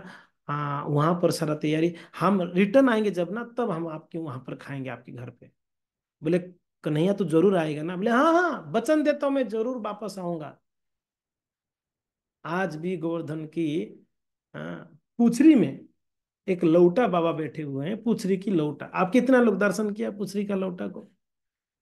पूछरी की लौटा, लौटा बाबा लौटेंगे भगवान करके, उनका नाम तो कुछ और था, वो उसको नाम दे दिया लौटा बाबा। क्योंकि ना जो भी पूछता था यहाँ क्यों बैठे हो, बोले कि मेरे सखा लौटेंगे यहीं से, तो उनको लेके घर जाना है, मुझे उनको खिलाना है। आज भी लौटा बाबा वहीं बैठे हुए हैं, पूछरी की लो पूछरी में बैठे हैं। गोवर्धन की पूंछ है वो, भगो गोवर्धन का सिर कहाँ है? राधा कुंड श्याम कुंड, वो आंख दो है, वही सिर है। और पूंछरी पूंछ कौन सा है? जहाँ लोटा बाबा जी बैठे हैं। तो आएंगे मेरे सखा, लौट के आएंगे करके बैठे, आज भी राह देख रहे हैं कन्हैया आएंगे करके, देख लो द्वापर से आज तक राह देख रहे हैं। ये भक्तों का भाव। आएंगे, राम आएंगे आएंगे राम आएंगे, हैं मेरे झोपड़ी के भाग आज खुल जाएंगे, राम आज ही के दिन राम आएंगे, मेरे राम आएंगे। अयोध्या आए भगवान राम नहीं, और वहां पर सबरी बैठी थी, आएंगे मेरे प्रभु राम आएंगे, मेरी झोपड़ी धन्य हो जाएगा प्रभु राम आएंगे। तो रोज रोज वही सोचती थी। हैं? देखिए, तो यही लौटा बाबा भी बैठकर हमेशा स्मरण करता है, भगवान मेरे मेरे सखा आएंगे, आएंगे, उनको खिलाऊंगा, मैं उनको चरण धुलूंगा, ये करूंगा, वो सब सोच के रखे, मगर आज तक नहीं आए भगवान कन्हैया। तो खैर भगवान ने अब वृंदावन को छोड़कर, नंदगांव छोड़कर, भगवान रथ में बैठ के मथुरा में एंट्री करने से पहले यमुना जी का जो घाट में पहुंचे, अक्रूर घाट है। अक्रूर जी बोले कि अब सुबह सुबह निकल गए थे, स्नान मान करे नहीं थे, कृष्ण बलराम को रथ के ऊपर बिठाकर बोले मैं स्नान करके आता हूँ, हाँ संध्या वंदन करके आता हूँ। अक्रूर जी गए, यमुना में डुबकी लगाए, डुबकी लगाए, डुबकी लगा के पानी के अंदर क्या देखा? रथ है, रथ के ऊपर कृष्ण बलराम बैठे हैं, पानी में देखा। सुखदेव गोस्वामी वर्णन करते हैं, अक्रूर जी घबरा गए, पानी में कैसे आ गए ये दोनों, ये रथ पानी में कैसे आ गया? तुरंत बाहर निकले, बाहर निकल के देख रहे हैं घाट में, घाट में भी वो रथ खड़ा हुआ है, उसमें कृष्ण बलराम बैठे हुए हैं। बोले ये क्या आश्चर्य बात है, मैं पानी में अभी अभी कृष्ण बलराम को देखा, वही घाट बाहर भी है। वापस डुबकी लगा के देखे, कृष्ण बलराम पानी में है, रथ के ऊपर बैठे हुए, मुस्कुरा रहे हैं देखकर अक्रूर जी को। अक्रूर जी बोले भगवान क्या ऐश्वर्यता है। अब अक्रूर जी बहुत सारे श्लोकों में प्रार्थना करते हैं भगवान को, पानी के अंदर प्रे करते हैं, प्रे करके बाहर आए, बड़े आश्चर्य से आए, स्नान इत्यादि करके आके रथ के ऊपर चढ़ रहे, बड़े आश्चर्य से चढ़ रहे हैं। कृष्ण पूछ रहे हैं कि चाचा जी जाते समय तो ठीक थे, आप आते समय इतना आश्चर्य क्यों दिख रहे हो? कुछ कुछ और आश्चर्य चीज देख लिए क्या पानी में? अब ये कुछ बोल नहीं रहे हैं। अक्रूर जी सब समझ गए ये भगवान है, ये कुछ नहीं बोल रहे हैं अक्रूर जी। बस भक्तों, अक्रूर जी महाराज भगवान कृष्ण बलराम को लेते हुए मथुरा में एंट्री किए। बोलो मथुरा धाम की जय। वैकुंठ जनितो वरा मधुपुरे, वैकुंठ से श्रेष्ठ मथुरा है। क्यों? क्योंकि ना मथुरा में भगवान जन्म ग्रहण करे हैं, मथुरा में वापस भगवान आए 11 साल के बाद, सॉरी 14 साल के बाद भगवान वापस आए। 14 साल के बाद भगवान वापस आ रहे हैं, जन्म होके निकल गए थे, ले ले चले गए थे, और 14 साल के बाद वापस मथुरा आ रहे हैं भगवान। हाँ, अब जब मथुरा में एंट्री करने वाले थे, बाहर एक गार्डन था, उद्यान था, वहीं पर सारे सारे ब्रजवासी और भी थे, है ना, ब्रजवासियों को। तो सब लोग अपना बैलगाड़ियों को वहां पर चारों तरफ से एक बाउंड्री जैसे बना के रख दिए, और चाचा जी को कहे, अक्रूर जी को, कि चाचा जी आप अभी घर जाइए, आप भी थक गए होंगे सुबह से, हम कल मिलेंगे। अक्रूर जी बोले कि कृष्ण आप घर पे चलिए, यहाँ कहाँ रुकेंगे? बोले नहीं नहीं हम यहीं रुकेंगे, वो एक गार्डन में रुकना चाहते हैं, संध्या तो हो गया था, रात घड़ी रुकना पड़ेगा। बोले हम यहीं रुकेंगे। उस समय कौन सा गेस्ट हाउस हुआ करता था कि नहीं वहां होता, कुछ नहीं। अब ये अक्रूर जी निवेदन करते, नहीं नहीं नहीं आप ऐसे नहीं, हम घर पे चलिए। बोले कि चाचा जी अभी नहीं, हम आएंगे घर जरूर। कब? मामा जी को मार के आएंगे। अक्रूर जी को भगवान कहते हैं मामा जी को हम ना राम नाम सत्य करेंगे, फिर आएंगे घर पे, तब तक हम नहीं आएंगे। आप जाइए, बिल्कुल बेफिक्र होके जाइए, हमें कुछ नहीं होना है, हम यही गार्डन में रुकेंगे, सब लोग तैयार हैं, हम यही कुछ बना बुना के खाएंगे। और ग्वाले हमारा तो आदत है बाहर रहना, पेड़ों के नीचे रहना, जंगलों में रहना, कि हम तो जंगली लोग हैं, हमें तो कोई दिक्कत नहीं, आप जाइए घर पे जाइए। अक्रूर जी को भेज दिए। अच्छा, भेजते भेजते भगवान, सुखदेव गोस्वामी वर्णन करते, भगवान के मुख में स्माइलिंग था, मुख में स्माइलिंग था। सुखदेव गोस्वामी बोलते हैं कि दिखावटी स्माइलिंग था भगवान का। मीन्स हंसने जैसा विदाई किए अक्रूर जी को। क्यों ऐसे बोले सुखदेव जी, हंसने जैसा मीन्स क्यों नहीं हंस रहे थे भगवान? भगवान देखिए सूरज ढल रहा है, संध्या हो गया था। सूरज को ढलता हुआ देख के भगवान के हृदय में इतना विरह हो रहा था ना, ब्रजवासियों के लिए, गोपियों के लिए, मैया जसोदा के लिए इतना विरह हो रहा था। पहली बार 14 साल के बाद भगवान ने पहली बार बाहर निकले, छोड़ के आगे ब्रजवासियों को। अब भगवान सोच रहे हैं कि आज क्या दशा होगी ब्रजवासियों का, उन गोपियों का, उन राधा रानी का, जसोदा, आज क्या स्थिति होगी। रोज तो प्रतीक्षा करते थे, सुबह से शाम तक मैं आ जाता था, आज मैं आऊंगा नहीं, मैं रिटर्न नहीं आऊंगा, आज क्या स्थिति होगी ब्रजवासियों का, वो लोग कैसे जीवन धारण करेंगे, आज रात कैसे गुजरेगा। ये सोच सोच के भगवान हृदय से बड़ा विरह का अनुभव कर रहे थे, मगर मुख में मुस्कान दे रहे थे, है ना, डुप्लीकेट स्माइलिंग बोलते हैं ना, दिखावटी स्माइलिंग था भगवान के मुख में, मगर हृदय से बड़े दुखी थे भगवान, बहुत विरह का अनुभव कर रहे थे। चाचा जी को विदाई दिए। अब भगवान उस विरह को भुलाने के लिए उनके कुछ ग्वाल सखाओं को बोले कि चलो रे थोड़ा मथुरा घूम के आते हैं। अब तो सूरज ढल ही रहा है, अभी तो रात हुआ नहीं, सोने का टाइम है, 8-9 बजे सोएंगे, अभी तो 5-6 ही बजे, चलो थोड़ा मथुरा घूम के आते हैं, देखते हैं थोड़ा नगरी। अच्छा, ये अक्रूर जी जब वृंदावन मथुरा से निकले थे कृष्ण को लाने, मथुरा में सबको पता चल गया कि कृष्ण को लेने के लिए गए। कौन? अक्रूर जी। सारे मथुरा वासी सब तैयारी कर लिए। क्या? हाँ, मथुरा वासी सब लोग ने घरों में सुंदर सुंदर दियाओं को सजा के, फूलों को सजाकर, रास्तों में एकदम, हाँ, क्या है, लिपाई पुताई करके, गुलाब जल छिड़का कर, सुंदर सुगंधित जल छिड़का कर, एकदम तैयारी, घरों घरों में एकदम केले की वृक्ष बांध कर, हाँ, तोरण बांध कर एकदम तैयार किए थे कि कृष्ण आने वाले हैं। अरे वो कृष्ण आने वाले हैं जिनको ब्रजवासियों का सौभाग्य देखिए, जो अखिल कोटि ब्रह्मांड के नायक आज ब्रजवासियों के घर में माखन चोरी कर रहे हैं, जिनके लिए ब्रजवासी पागल हैं, वो कृष्ण आज आएंगे हमारे मथुरा में, हम दर्शन करने का सौभाग्य प्राप्त होगा। इतना दिनों के बाद हमारा भाग्य खुलिए, कृष्ण आ रहे हैं हमारे राज्य में, हमारे देश में, हमारे गांव में, आज कृष्ण को स्वागत करेंगे। इस भाव से सारे ब्रजवासी खूब सजाए थे, पूरा मथुरा नगरी को सजा दिए थे। एक तो राजा का भी आदेश था, धनुष यज्ञ होगा, सजानी है, यज्ञ उत्सव होगा करके एक तो सजाना था, और दूसरा ये लोग इस भाव से भी सजाए थे कि कृष्ण आने वाले हैं, कृष्ण का स्वागत होगा, वो कृष्ण आएंगे, जो कृष्ण जो है इंद्र चंद्र वरुण शिव जो है, जिनके चरणों का आराधना करते वो आएंगे हमारे यहाँ पर, उनका हम स्वागत, इस भाव से पूरा मथुरा सजा हुआ था। अब कृष्ण जो है उनके ग्वाल वालों के साथ में, कुछ लोगों के, ज्यादा लोगों को लेके नहीं गए, कुछ लोगों को साथ में लेके निकले, चलो चलते हैं। अब भक्तों, ऐसे सुखदेव गोस्वामी वर्णन करते हैं, जो मथुरा की स्त्रियां थे उन लोग का स्थिति हालत वही हो गया जैसे ब्रज की स्त्रियों का स्थिति हो गया, हो जाता था। कृष्ण को नहीं, कृष्ण को देखने के लिए, कृष्ण की बांसुरी सुन के जैसे दौड़ते थे गोपियां, है कि नहीं है, जो स्थिति में होते उसी स्थिति में दौड़ जाते गोपियां। भगवान अगर वेणु बजाए रात को रास खेलने के लिए, वेणु बजाते ही गोपियां, जैसे स्थिति है, कोई अपनी बच्चों को स्तनपान कराते उसी स्थिति में बच्चों को छोड़ के चले जाते, कोई अपने पति को परोसता खाना परोस रहे थे उसी समय छोड़ के चले जाते, कोई अपना श्रृंगार करते रहेगा, आधा श्रृंगार करके भाग जाती कोई गोपी, कोई नीचे का कपड़ा ऊपर पहन के, कोई ऊपर का कपड़ा नीचे, जैसे तैसे बिल्कुल शुद्ध बुद्ध हो, हाँ, ये लोग खो देते थे भगवान को मिलने के लिए। पहुंच बस, अभी जैसे खबर मिला कि कृष्ण आ गए हमारे मथुरा में, सारे मथुरा की स्त्रियों का वही हालत हो गया, जो जैसा स्थिति में सब बाहर आ गए कृष्ण को दर्शन करने, एकदम रोडों में आ गए लोगों ने दर्शन करने के लिए। लोग, जो पुरुष लोग तो आ ही गए, स्त्रियां अपने घरों के बाहर कुछ मर्यादा के साथ में, घरों के बाहर से, कोई पर्दे के पीछे से रह के, कुछ लोग एकदम बाहर नहीं आ सकते हैं, कुछ स्त्रियां तो लोग छतों के ऊपर चले गए, क्योंकि ना ये तो वृंदावन नहीं था कि वहां झोपड़ियां हैं, यहाँ तो ये मथुरा, ये तो नगरी है, नगर में सब, हाँ, पक्का घर हुआ करते थे, छत होते थे, तो छत के ऊपर चढ़कर छतों से झुक के देखते, अरे कृष्ण आ रहे, कृष्ण को देखने के लिए, जैसे तैसे सब लोग का स्थिति ऐसे था, सब कृष्ण को निहार रहे हैं, अरे देखो वही कृष्ण है जिनके बारे हम सुनते थे, रोज रोज सुनते थे, कंस ने इस राक्षस को भेजा, कृष्ण ने उनको मार दिया, उनको मार दिया, रोज न्यूज़पेपर में छपता था, व्हाट्सएप में चलता था, वो सारे वही कृष्ण है जिनको हमने 14 साल से सुना है, वो कृष्ण आए हैं, हाँ, जिनको अघासुर, पुतना, बकासुर, तृणावत, केसी सबको मारे थे, वो कृष्ण है ये।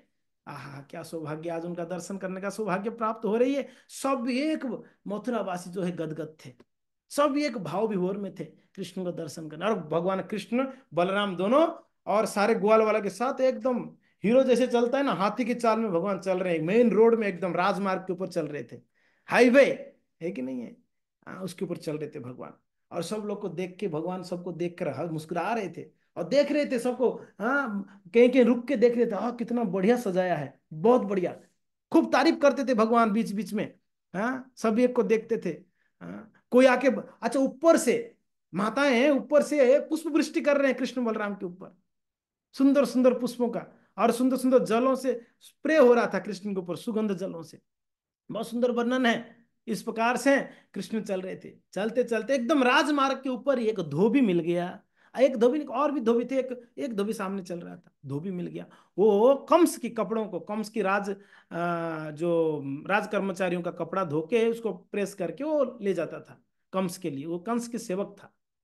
तो मिल गया, यही लोग थे धोती में। ये सारे ब्रजवासी ग्वाले कृष्ण बलराम सब थे, छोटे छोटे धोती पहने हुए थे, एक एक गामछा डालकर। बस ये तो ग्वाले थे ना, कच्छा बांध के, पगड़ी बांध के लोग चल दिए थे। अब कृष्ण जो है धोबी को रोके कि भाई साहब थोड़ा रुकिए। रुका, हाँ जी बताइए। बोले कि देखो हम लोग आए, राजा के घर पे जाएंगे कल, और हम लोग को देखो हमारा कपड़ा भी ढंग से नहीं है, राजा राजा के पास ऐसे थोड़ी जा पाएंगे। हैं, तो बढ़िया कपड़ा दे सकते हैं हमारे लिए, अच्छा अच्छा कपड़ा फर्स्ट क्लास, हमारे जैसे जचने जैसा, देखो हमारे साइज का अगर मिल जाए तो हमको कपड़ा दो, और हम राजा के घर पे जाना है ना। भगवान को क्या कमी है यार, भगवान इच्छा मात्र सब कर सकते हैं, मगर भगवान चाहते हैं मुझे दें कोई, भगवान चाहते हैं मुझे कोई दीजिए।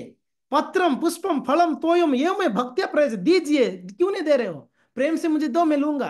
पत्ता दे दो, पुष्प दे दो, फल दे दो, कुछ भी दे दो, दो मुझे दो। भगवान चाहते हैं सारे जीव दें भगवान को, क्योंकि ना सब कुछ दुनिया में भगवान का हम भोग कर रहे हैं, और भगवान चाहते हैं उसमें से कुछ मुझे दो।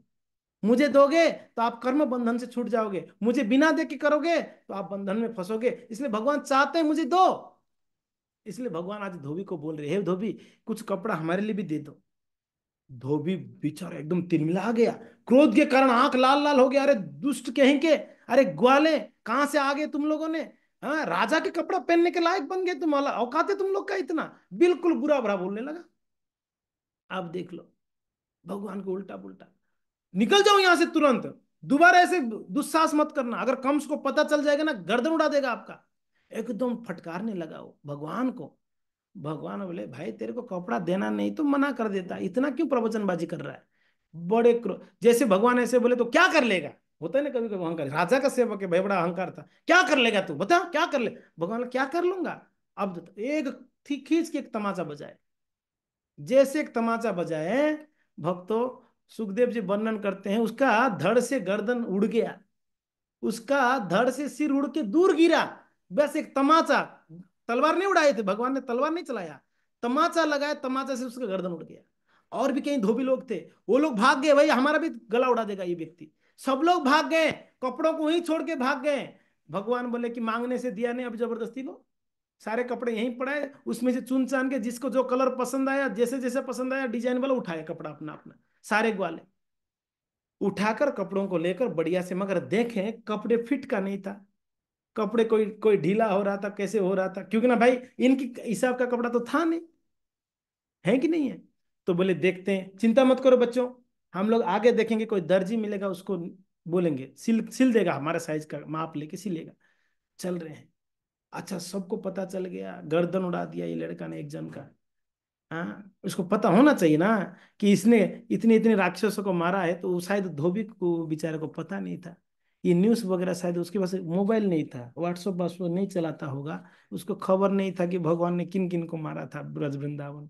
इसलिए बेचारा ये दुस्साहस कर लिया, भगवान को डांट लगा दिया, और उसका परिणाम क्या हो गया, उसका गर्दन उड़ा दिया भगवान ने। देखो भगवान, इसलिए तो भगवान है। हाँ? तमाचा से किसका गर्दन उड़ा सकते हैं। वो वहां पर नैमिषारण्य में, बलराम जी ने तिनके से किसी का गर्दन उड़ा दिया। सुत गोस्वामी का गर्दन उड़ाए थे पता है ना, बलराम जी ने प्रणाम नहीं किया करके वो एक तिनका उठाए, घास का तिनका उठा के मारे और उसका गर्दन उड़ गया, तलवार जैसा काम किया हो। तो भगवान कुछ भी कर सकते हैं। तो अब आगे जाते जाते एक दर्जी दिखा भक्तों, दर्जी, सिलने वाला। तो दर्जी के पास गए, उसकी दुकान में जाके बोले कि हे दर्जी क्या आप हमारे लिए कपड़ों को ठीक ठीक माप से सिल दोगे।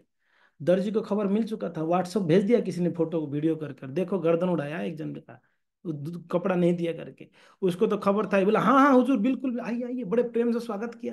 बैठिए बैठिए अभी मैं करके देता हूँ, ज्यादा समय नहीं लूंगा। सबको बढ़िया से माप मूप लेके सबका एकदम कपड़ा फर्स्ट क्लास सिल दिया दर्जी ने। सिल के बोला आप पहनिए। जो पहने एकदम बढ़िया दिख रहे थे, फिट हो गया था ये सबको। भगवान इतनी प्रसन्न हुए, सुखदेव गोस्वामी कहते हैं उस दर्जी को बोले कि जब तक तू जिंदा रहेगा तब तक खूब ऐश्वर्य को भोग करेगा, और जब तू मरेगा, जब शरीर छोड़ेगा, मेरे आध्यात्मिक लोग वैकुंठ को प्राप्त करेगा, तू मेरा सेवा किया है। भगवान ने आशीर्वाद दिया उस दर्जी को, देख लो। एक जन ने सिर्फ मना किया करके उसका गला उड़ा दिया भगवान ने, एक दर्जी ने उनको भगवान का सेवा कर दिया, थोड़ा सा सेवा, कितना कर दिया, भगवान को कपड़ा सिल के दे दिया। तो भगवान इतने खुश हो गए, उसको बोले जब तक जियोगे आपका बल, आपका ऐश्वर्य, आपका सुंदरता बढ़ता रहेगा, और आप मृत्यु के बाद आप वैकुंठ धाम को प्राप्त करोगे, सायुज्य मुक्ति, नहीं सारूप्य मुक्ति प्राप्त हो, मेरे जैसा आपको रूप प्राप्त हो जाएगा मेरे धाम में, मेरे लोक में। उनको ऐसा आशीर्वाद दिया ठाकुर जी ने, अद्भुत। फिर भक्तों बढ़िया कपड़ा पहन लिया। अभी आगे चलते हुए एक माली मिला, माली पता है ना, हाँ, फूल, फूल का जो जिसका ये होता है बिजनेस, माली मिला। माली के बोले, माली देखा भगवान आ रहे बड़े सुंदर, भगवान का सुंदरता देख के रुक गया माली, बढ़िया बढ़िया हार बनाया था बढ़िया से, वो भी कम से कम वहां जा रहा होगा, देखा आहा बहुत सुंदर, विशेष करके कृष्ण बलराम को देख के बहुत सुंदर ही दोनों, देख के रह गया। बोला कि हार बनाया बहुत बढ़िया, आपको पहना था, बोले पहना, यही तो कम ही लग रहा था, पहना पहना। तो कृष्ण बलराम को हार पहनाया, दोनों चरणों में हार डाला, वो पुष्प अर्पण किया, हार। भगवान इतना खुश हो गए, सिर्फ हार पहनाने से भगवान खुश होके बोले, हे माली, तू ये ये मथुरा में जितने माली होंगे हमेशा धन धान्य में परिपूर्ण रहेंगे, एक माली के लिए सारे मालियों को कृपा कर दिया भगवान ने। बहुत बढ़िया। एक्चुअली जो धोबी को भगवान ने तमाचा लगाया ना, भगवान का पहले से क्रोध था, त्रेता युग से क्रोध था धोबी के ऊपर भगवान का, उस समय कुछ कर नहीं पाए थे ना, तब से क्रोध था भगवान का। बोले कि मौका मिलेगा तो इसको बता बराबर करूँ, क्योंकि ना आपको पता है राम अवतार में एक धोबी ने कमेंट करा था, बोले कि अरे ये कैसे प्रभु राम है, हैं? ये कैसा राम है, सीता इतना दिन रावण के पास रहा है, पराय पुरुष के पास गया, उनको वापस रख दिया अपने अपने घर पे, हाँ, ऐसे करके ये कमेंट किया था। भगवान तब कुछ नहीं कर पाए थे, मर्यादा पुरुषोत्तम, आज तो सारा मर्यादा तोड़ के कर रहे हैं। कृष्ण को कोई मर्यादा नहीं है ना, वो मर्यादा पुरुषोत्तम तो भगवान राम थे, कृष्ण को कोई मर्यादा मर्यादा नहीं पालन करा है। बोला कि सारा मर्यादा को तोड़ के मारे, बोले कि तू पिछले जन्म में भी कमेंट किया था ना, तब से क्रोध में थे भगवान, और अभी जब डांटा तो गर्दन उड़ा दी। मगर माली के ऊपर कृपा किए भक्तों, हाँ, वहां पर दर्जी के ऊपर कृपा की ठाकुर जी ने। आप लोग वीडियो क्यों ऑफ रखे हो? मैं गर्दन तो उड़ा नहीं सकता हूँ, वैसे तो मेरे पास शक्ति नहीं है, पर एटलीस्ट आप वीडियो तो ऑन कर दो, दर्शन दो, क्या ऐसे क्यों कंजूसी कर रहे हो? हाँ हाँ, दर्शन दीजिए, सब लोग वीडियो ऑन करो, देखते हैं कैसे ऑन करते हैं आप लोग, आता है नहीं आता है ऑन करना? आता है, ऑन करके दिखाओ।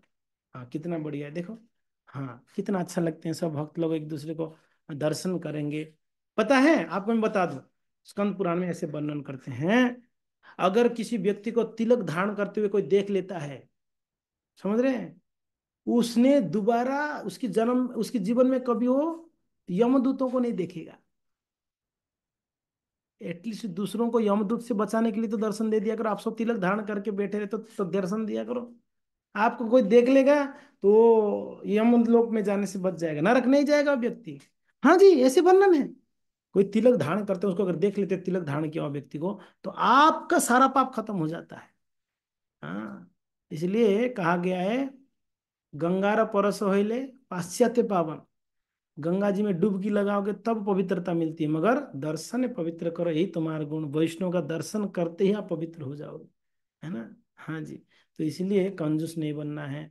खैर, आगे देखिए क्या हुआ, भगवान जो है आगे चले, आगे चलते चलते एक कुबड़ मिली, ठीक है, कुबड़, एक माता जी हैं, यंग जवान लड़की थी, मगर कुबड़ थी बेचारी, असुंदर दिख रही थी, उनकी पीठ में कुबड़ हो गया था, ऐसे झुक के चलती थी, ठीक से नहीं चल पाती थी।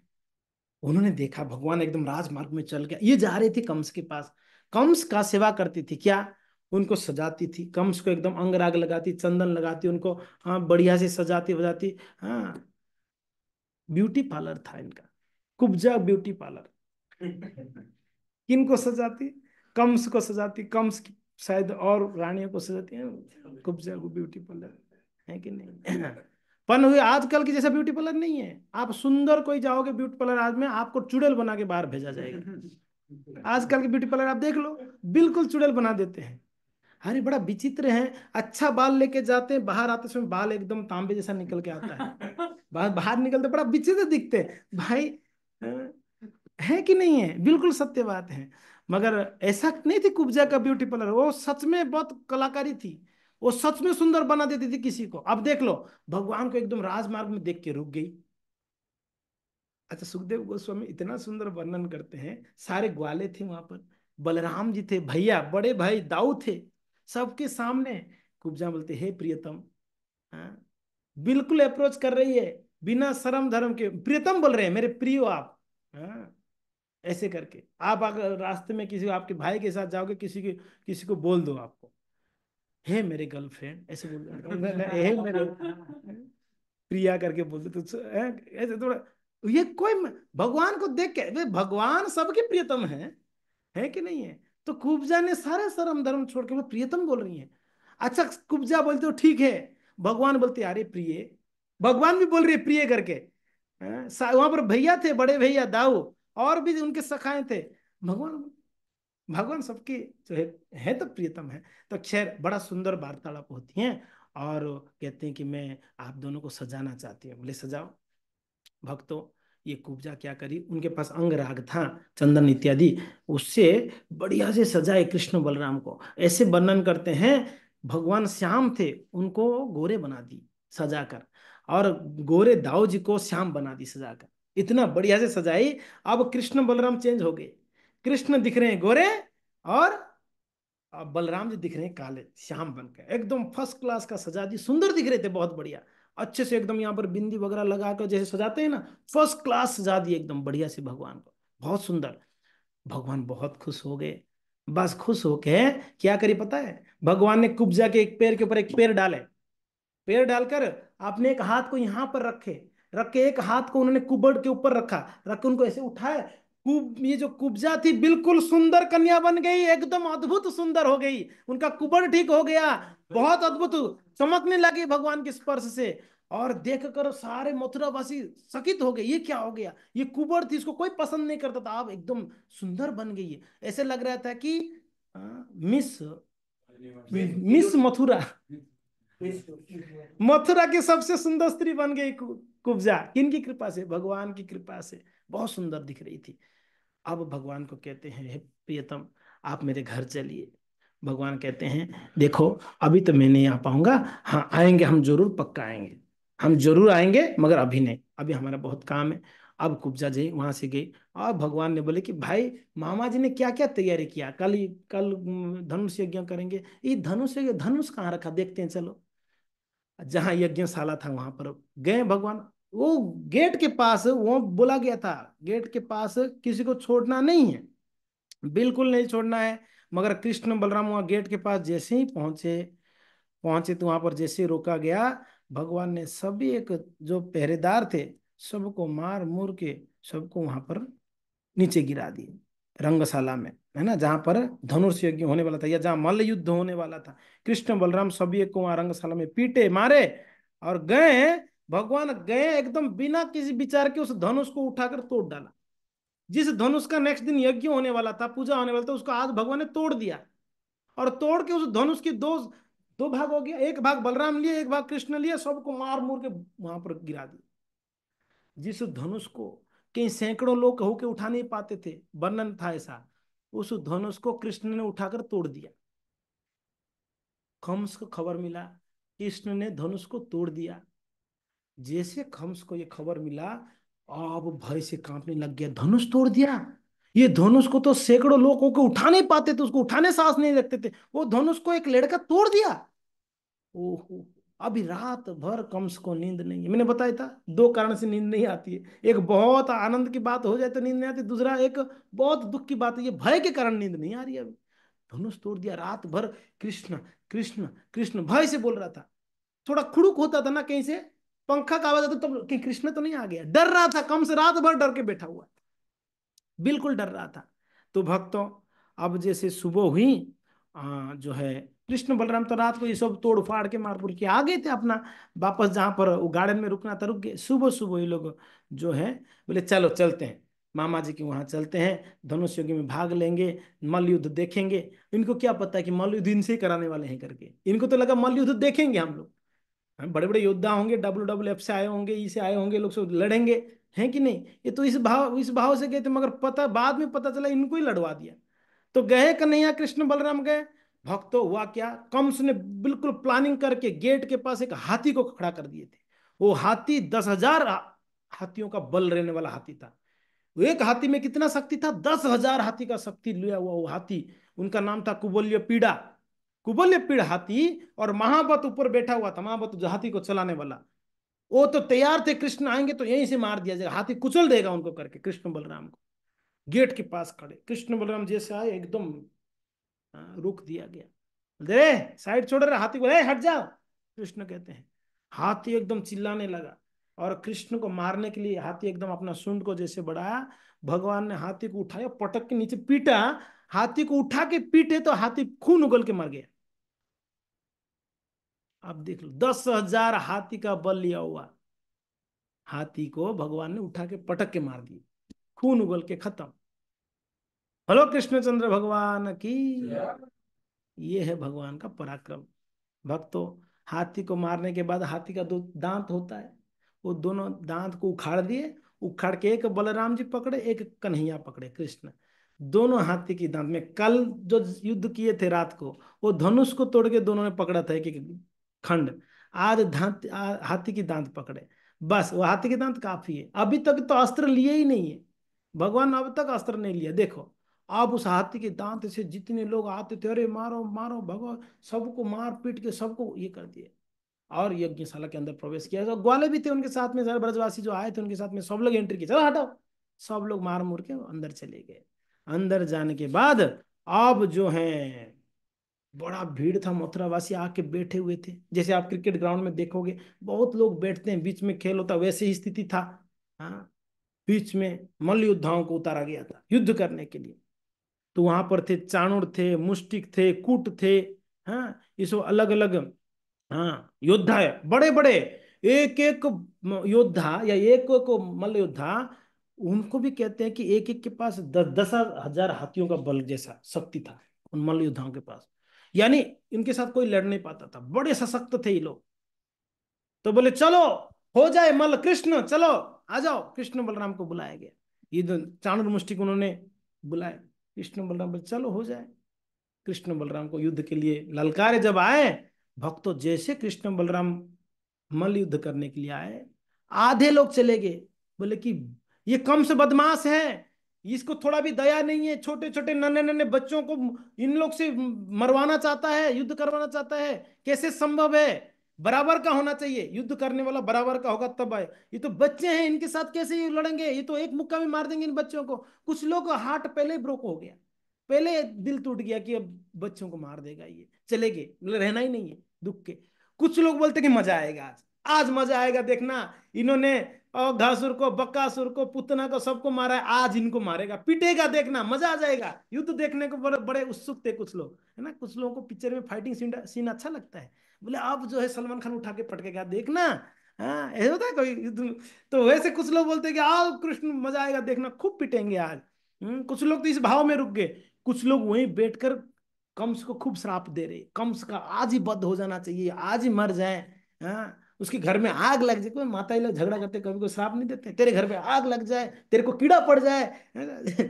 तो कुछ लोगों ने ऐसे जो है कंस को श्राप भी दे रहे थे वहां पर बैठे बैठे। सुखदेव गोस्वामी बड़ा सुंदर वर्णन करते हैं अलग अलग भावों को, अलग अलग लोगों का। जो बड़े बुजुर्ग थे वो आशीर्वाद दे रहे थे, कृष्ण हमारा पूरा आशीर्वाद है, तू इन लोग को मार दो, ऐसे आशीर्वाद दे रहे थे कृष्ण बलराम को। और कुछ छोटे छोटे बच्चे मजे ले रहे थे, आज मजा आएगा ऐसे करके। तो अलग अलग वैरायटी के लोग वहां पर थे। तो खैर, अब युद्ध हुआ तो भगवान कृष्ण जो है तुरंत चाणूर को पकड़े और चाणूर को एक मुक्का मारे, उसको नीचे गिरा दिया, वो खून उगल के मरा। बलराम मुष्टिक के साथ लगे और मुष्टिक को गिराए। फिर बाद में बलराम जी ने कूट को मार के गिराए। सल और तोसल करके दो जन थे, वो भी आगे कूद गए और उन दोनों को कृष्ण ने वध कर दिया। कुल मिला के 5 योद्धाओं को मारे, चाणूर, मुष्टिक, कूट, सल और तोसल। ये 5 लोग को भगवान कृष्ण ने तीनों को मारा। तीन को मारा, किन को मारा? सल, तोसल और चाणूर, इन तीनों को भगवान कृष्ण ने मारा। मुष्टिक और कूट को भगवान बलराम ने मारा। ये पांचों को जैसे मारे, अब सिंहासन के ऊपर बैठा हुआ कंस, हाँ एकदम उठ गए, अरे दुष्ट कहीं का करके एकदम उतरे। भगवान बोले कि हाँ, बुझता जब बुझेगा ना दीपक तभी भभकता है। हाँ, थोड़ा कूदता है ना दीपक, जब बुझता है ना तो ऐसे भौंक भौंक के कूद, बोले कि इसका काल पूरा हो गया है। आज आजा मामा जी, आइए आइए, आपके लिए तो प्रतीक्षा कर, हम आए आपके लिए, आ जाओ। बस वर्णन तो सुखदेव जी गोस्वामी कहते हैं कि बहुत ज्यादा प्रयास करना नहीं पड़ा कृष्ण को, बहुत ज्यादा युद्ध ने, कामस मामा को एक मुक्का मारे कसकर, बस एक मुक्का से राम नाम सत्य हो गया, खून उगल के कंस वहीं पर गिर के मर गए। देख लो भक्तों, जिस कंस ने, एक बार की कथा है, वर्णन है, कंस ने एक बार एक हाथी को उठाकर उसको घुमा घुमा के मथुरा से फेंका, वो हाथी जाके मगध में गिरा था, बिहार में गिरा हाथी, वर्णन है। कहां से? मथुरा से का हाथी को उठा के पूंछ पकड़ के घुमाए, कंस ने घुमा के कहां फेंके? मगध। यूपी से कहा? बिहार। अब मगध नरेश उस समय कौन थे? जरासंध जी महाराज मगध नरेश थे, बिहार के राजा। वो बोले कि इतना बड़ा आवाज कहाँ से आया, आके देखे कि एक हाथी खून उगल के गिरा हुआ उनके उद्यान में, गार्डन में। बोले "ये हाथी कहाँ से आ गया? पता लगाओ भाई। पता लगाने के बाद पता चला हाथी को वो कंस ने फेंका है उठाकर, कहाँ से? यूपी से है ना, मथुरा से फेंका। इतना शक्तिशाली है कंस। उनकी दो बेटी थे, बोले कि ये एकदम उचित मेरा दामाद बन सकता है, दोनों बेटियों को विवाह करा दिया कंस के साथ। आज वही कंस को भगवान ने एक मुक्के से खत्म कर दिया, मार दिए भगवान ने। मार कर भगवान कृष्ण बलराम जाकर उनके माता पिता जो जेल में बंद कर रखे थे कारागृह में, उनको मुक्त करते हैं। और कंस के पिताजी को भी कारागृह में था, उग्रसेन महाराज जी को निकालते हैं, उग्रसेन महाराज जी को राजा बना देते हैं। और माता पिता को प्रेम से जो है बड़ा सुंदर बातचीत होती है। भक्तों, अब मथुरा में भगवान आ गए हैं, आगे की लीला हम लोग और चर्चा करेंगे कभी, तब तक के लिए विराम देते हैं। हरे कृष्णा। बोलो कृष्णचंद्र भगवान की, श्री कृष्ण बलराम की, शिल प्रभुपाद की निताई गौर हरि प्रेमानंदे, हरि हरि। धन्यवाद सभी को। ठीक है जी, किसी का कोई जिज्ञासा है? आदि लक्ष्मी माता जी, क्या जिज्ञासा है आपका? हम थोड़ा भगा भगा के कथा बोले, क्षमा करना। बहुत भगा भगा के मथुरा पहुंचाया गया कृष्ण को आज, नहीं तो नहीं होता। हरे कृष्णा प्रभु जी, दंडवत प्रणाम। प्रभु प्रणाम जी, माता इतनी एक्सीलेंट कथा थी प्रभु जी, इतना आनंद आ रहा था। और आपके कथा कहते टाइम आपके जो चेहरे के जो भाव थे, ऐसा लग रहा है हम लाइव कथा सुन रहे हैं, आप आंखों देखा हाल सुना रहे हैं।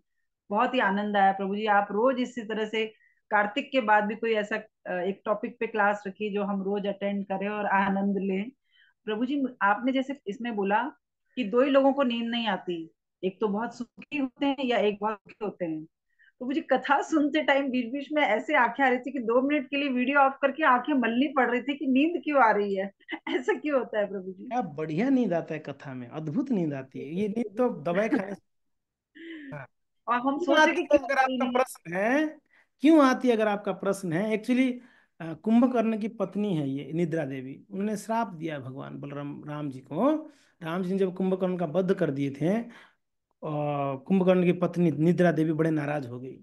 नाराज होकर प्रभु रामचंद्र को कहती है आप तो स्वतंत्र हैं, आप कुछ भी कर सकते हैं, मेरे पति को मार दिया आपने, मुझे विधवा बना दिया, मैं आपको कुछ कर नहीं सकती हूँ, आप तो प्रभु हैं। मगर मैं आपको, हे भगवान, आपको आपको तो श्राप नहीं दे सकते, मगर आपके भक्तों को श्राप देती हूँ। जब भी कथा होगी आपकी, तब उनमें मैं हावी हो जाऊंगी, वो नींद में प्रभावित कर दूंगी, उनको सुन नहीं पाएंगे। भगवान बोले अरे अरे अरे, ये तो गड़बड़ हो गया। हाँ, मेरे भक्त अगर कथा नहीं सुनेंगे तो उनका हृदय पवित्र कैसे होगा, भक्ति में आगे कैसे बढ़ेंगे, शुद्ध कैसे होंगे? भगवान बोले, कोई बात नहीं, आपने जब श्राप दे ही दिया, हमारा एक आशीर्वाद भी है। अगर कथा के बीच बीच हरिनाम होगा, हरे कृष्णा कृष्णा कृष्णा हरे हरे, हरे राम, तो आपको भागना पड़ेगा। ऐसे करके भगवान आशीर्वाद देगा। खैर हमने अभी जूम में तो ये तकलीफ है कि बीच में हरिनाम भी बुलवा नहीं पाएंगे। अब ऐसे आप ऑफलाइन में सामने होते तो बुलवा सकते बीच बीच में। ठीक है, सो यही कारण है। है कि नहीं? पापी और अपराधी के बीच में जो आपने अंतर बताया है वो हमने आज तक नहीं सुना था, इतना इतने अच्छे से आपने समझाया है। थैंक यू सो मच प्रभु जी। हरे धन्यवाद कृष्ण। माता जी, हरे कृष्णा, प्रणाम। मीरा माता जी, क्या आदेश है? हरे कृष्ण गुरु जी, दंडवत प्रणाम। दंडवत सॉरी दंडवत। गुरु जी, वीडियो ऑन नेटवर्क चला जाता है, वीडियो ऑन करती हूँ तो। जी जी जी, बताइए। जी पहला तो ये कि जैसे भगवान नंदगांव से मथुरा आ गए थे, और फिर जैसे वो भावुक हो रहे थे, मतलब जैसे संध्या हो रही थी तो कि आज गोपियां यशोदा मैया सब याद करेंगे कि आज आऊंगा नहीं, तो भगवान तो अपना विस्तार कर सकते थे ना, जैसे रासलीला में किया था, तो हम्म वहां क्यों नहीं किया? अच्छा प्रश्न है। वैसे आपको बतला दिया जाए, भगवान स्वयं कहते हैं, वृंदावनम परित्यज्य पाद एकम ना गच्छति। भगवान कहते हैं मैं वृंदावन छोड़ के एक कदम भी बाहर नहीं जाता हूँ वृंदावन से। इसका मतलब फिर मथुरा कौन आया? आए कृष्ण, आए मथुरा में। जो वृंदावन के कृष्ण वृंदावन में रह गए हैं। आपको पता होगा जब भगवान का जन्म हुई थी, जसोदा भी एक पुत्र को जन्म दी थी, यहाँ पर देवकी भी एक पुत्र को जन्म दी थी। आपको पता है ये चीज की नहीं पता है? एक जसोदा के भी एक पुत्र हुए कृष्ण, देवकी का भी एक पुत्र हुए कृष्ण। अब जब देवकी के पुत्र को लेके गए वसुदेव, जसोदा के पुत्र के पास रखे, दोनों पुत्र एक हो गए। ये कृष्ण नंद, कौन सा, मथुरा के कृष्ण वृंदावन के कृष्ण एक हो गए थे। तो अब कौन छोड़ के आया वृंदावन? मथुरा कृष्ण छोड़ के आ गए। वृंदावन के कृष्ण वृंदावन में ही है। कहाँ गए? वो गोपियों के अंदर, ब्रजवासियों के अंदर विरह को प्रकट कराने के लिए भगवान ने दर्शन नहीं दिए किसी को। ठीक है ना? भगवान ने जानबूझकर वहां दर्शन नहीं दिए, क्योंकि उनके विरह में जो प्रेम होता है ना, उसमें, संभोग में यानी मिलन में वो प्रेम नहीं होता है। इसलिए भगवान ने विरह प्रेम ज्यादा बढ़ाने के लिए भगवान ने दर्शन नहीं दिया। कारण यही है माता जी ना। Okay, thank you. जीएस माता जी, देव पूज्य माता जी, बताइए। हरे कृष्ण प्रभु जी, धन्यवाद प्रणाम। आवाज आ रही है? यस यस, बिल्कुल आ रही है। थैंक यू प्रभु जी, इतनी सुंदर कथा सुनाई आपने। प्रभु जी आगे सुनने के लिए हमको कोई लिंक या कुछ तो बताइए ना, कहाँ सुन सके। आज का भी रिकॉर्डिंग हम अपलोड करके भेज देंगे। कल का भी रिकॉर्डिंग हमने अपलोड कर लिया। इसको उदयपुर आप चैनल में जाएंगे ना, यूट्यूब चैनल में आपको मिल जाएगा ये लेक्चर्स। कौन सा चैनल? इस्कॉन उदयपुर, यूट्यूब में जाके इस्कॉन उदयपुर डालिए, एक चैनल आएगा, उसमें आप देखिए सारा लेक्चर्स मिल जाएगा आपको। कल का भी, आज का भी, और इस महीने में जितने लेक्चर्स आ रहे हैं उसमें अवेलेबल है ना, आप सुन सकते क्योंकि हैं। प्रभु जी आप बता रहे थे, ऐसा लग रहा था लाइव हम ही उधर है। जय हरे कृष्ण, तो थैंक यू। हरे कृष्ण प्रभु जी, धन्यवाद प्रणाम। धन्यवाद। रश्मिका माता जी, क्या खबर है? हरे कृष्ण प्रभु जी, दंडवत प्रणाम। कहाँ है? उदयपुर में? उदयपुर में हूँ प्रभु जी, पर अभी मैं टेम्पल ज्यादा आ नहीं पा रही हूँ, लेक्चर्स भी अटेंड नहीं कर पा रही हूँ, क्योंकि मैं यानी मेरा डिलीवरी टाइम चल रहा था। तो अभी ये- मेरी बेटी अभी अभी इस महीने में 6 मंथ की हुई है। अभी हाँ, ओके छोटी है तो नहीं दे पा रही थी ध्यान प्रभु जी। ओके ओके, बताइए क्या सेवा करूं मैं आपका? प्रभु जी मुझे ये पूछना था जी। कि जो कुब्जा थे, तो क्या वो कुब्जा क्या सुपर्णखा के रीइंकार्नेशन होते हैं क्या? ऐसा कुछ है क्या? शास्त्रों में ऐसा वर्णन है क्या? हाँ, उनका पिछला जन्म का मुझे ज्ञात नहीं है। कल भी कोई भक्त ने कुछ पूछा था, मैंने उसको चेक नहीं किया। उनका पिछला जन्म का याद नहीं मुझे, मैं चेक करके बताऊंगा आपको, है ना? जी प्रभु जी। एक पिछला जन्म में चेक करके बताता हूँ। और प्रभु जी एक और क्वेश्चन था, जैसा कि आपने नाम अपराध नामाभास का बताया था, तो अभी तो फिलहाल मैं नाम अपराध के स्तर पे ही हूँ, पर नाम अपराध के स्तर पे भी साधना इतनी डिस्टर्ब होती है, तो वो कैसे यानी हैंडल करें, किस तरीके से? हाँ देखिए, इसके लिए हम लोग को साधना के लिए समय अलग से निकालना चाहिए। सब कार्य करते हुए साधना नहीं होती है, तो डिस्टरबेंस इसलिए होती है। हम उस समय जब करते हैं जिस समय घर का काम होता है, बाजार का काम होता है, तो इसलिए यही बतलाया गया कि सुबह जल्दी जग कर सब लोग उठने से पहले भक्त उठकर नाम जप कर ले ध्यान पूर्वक। तो आपका तभी व्यवधान कम होंगे, मीन्स तब डिस्टरबेंस कम होगा उस समय अगर करेंगे। दिन जैसे जैसे बढ़ता है वैसे वैसे डिस्टरबेंस बढ़ जाते हैं, घर वाले, परिवार वाले, समाज वाले, ऑफिस वाले। तो आप फिर जपा में वो ध्यान पूर्वक हो नहीं पाती। तो इसलिए यही निवेदन है कि जल्दी उठकर आप जपा कर लिया करें, अपना जो नियमित माला। बाकी एक्स्ट्रा राउंड सब दिन में करो, कोई दिक्कत नहीं। ठीक है? जी प्रभु जी, थैंक यू प्रभु जी, धन्यवाद प्रणाम। दंडवत प्रणाम, दंडवत प्रणाम। ब्रज गोकुल प्रभु की जय हो। हरे कृष्ण प्रभु जी, दंडवत प्रणाम। दंडवत दंडवत कैसे हैं? बहुत बढ़िया, बहुत अच्छे हैं प्रभु जी। अरे आपने एकदम लाइव कथा का ये आस्वादन कराया पूरा। बहुत अच्छा लगा प्रभु जी। मेरा एक जिज्ञासा है छोटा सा। जी ये जो नाम अपराध के बारे में आपने बताया, ये नाम जप के बारे में, जी जी।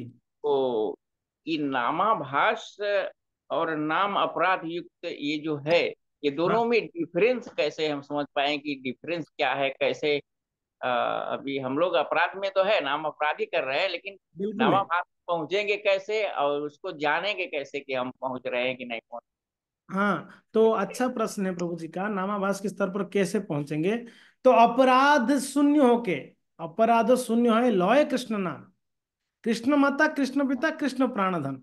अपराध से शून्य होकर जब नाम जप करेंगे तब हम लोग नामाभास के स्तर पर पहुंचेंगे। मैं आपको बतलाता हूँ, कभी कभी हमारा अनुभव है, आपका भी अनुभव हुआ होगा, कभी कभी कोई एक नाम में एकदम रोमांच हो जाते हैं, कभी कभी कोई एक आधा नाम में अगर कोई ध्यान पूर्वक संघर्ष करते हुए जप करता है ना, संघर्ष यानी प्रयास करता है मन लगाने के लिए, तो कभी कोई एक नाम में ऐसे आपको एकदम रोमांच होता है, बहुत एकदम हाँ ऐसे लगता है। वो एक आधा नाम में होता है, पूरा 16 माला में तो होता ही नहीं है। हाँ, कोई एक बराबर। नाम में ऐसे लगता है, एकदम झंझावट आ जाती है शरीर में, एकदम ऐसे लगता है वही नामाभास वाला वही जप है।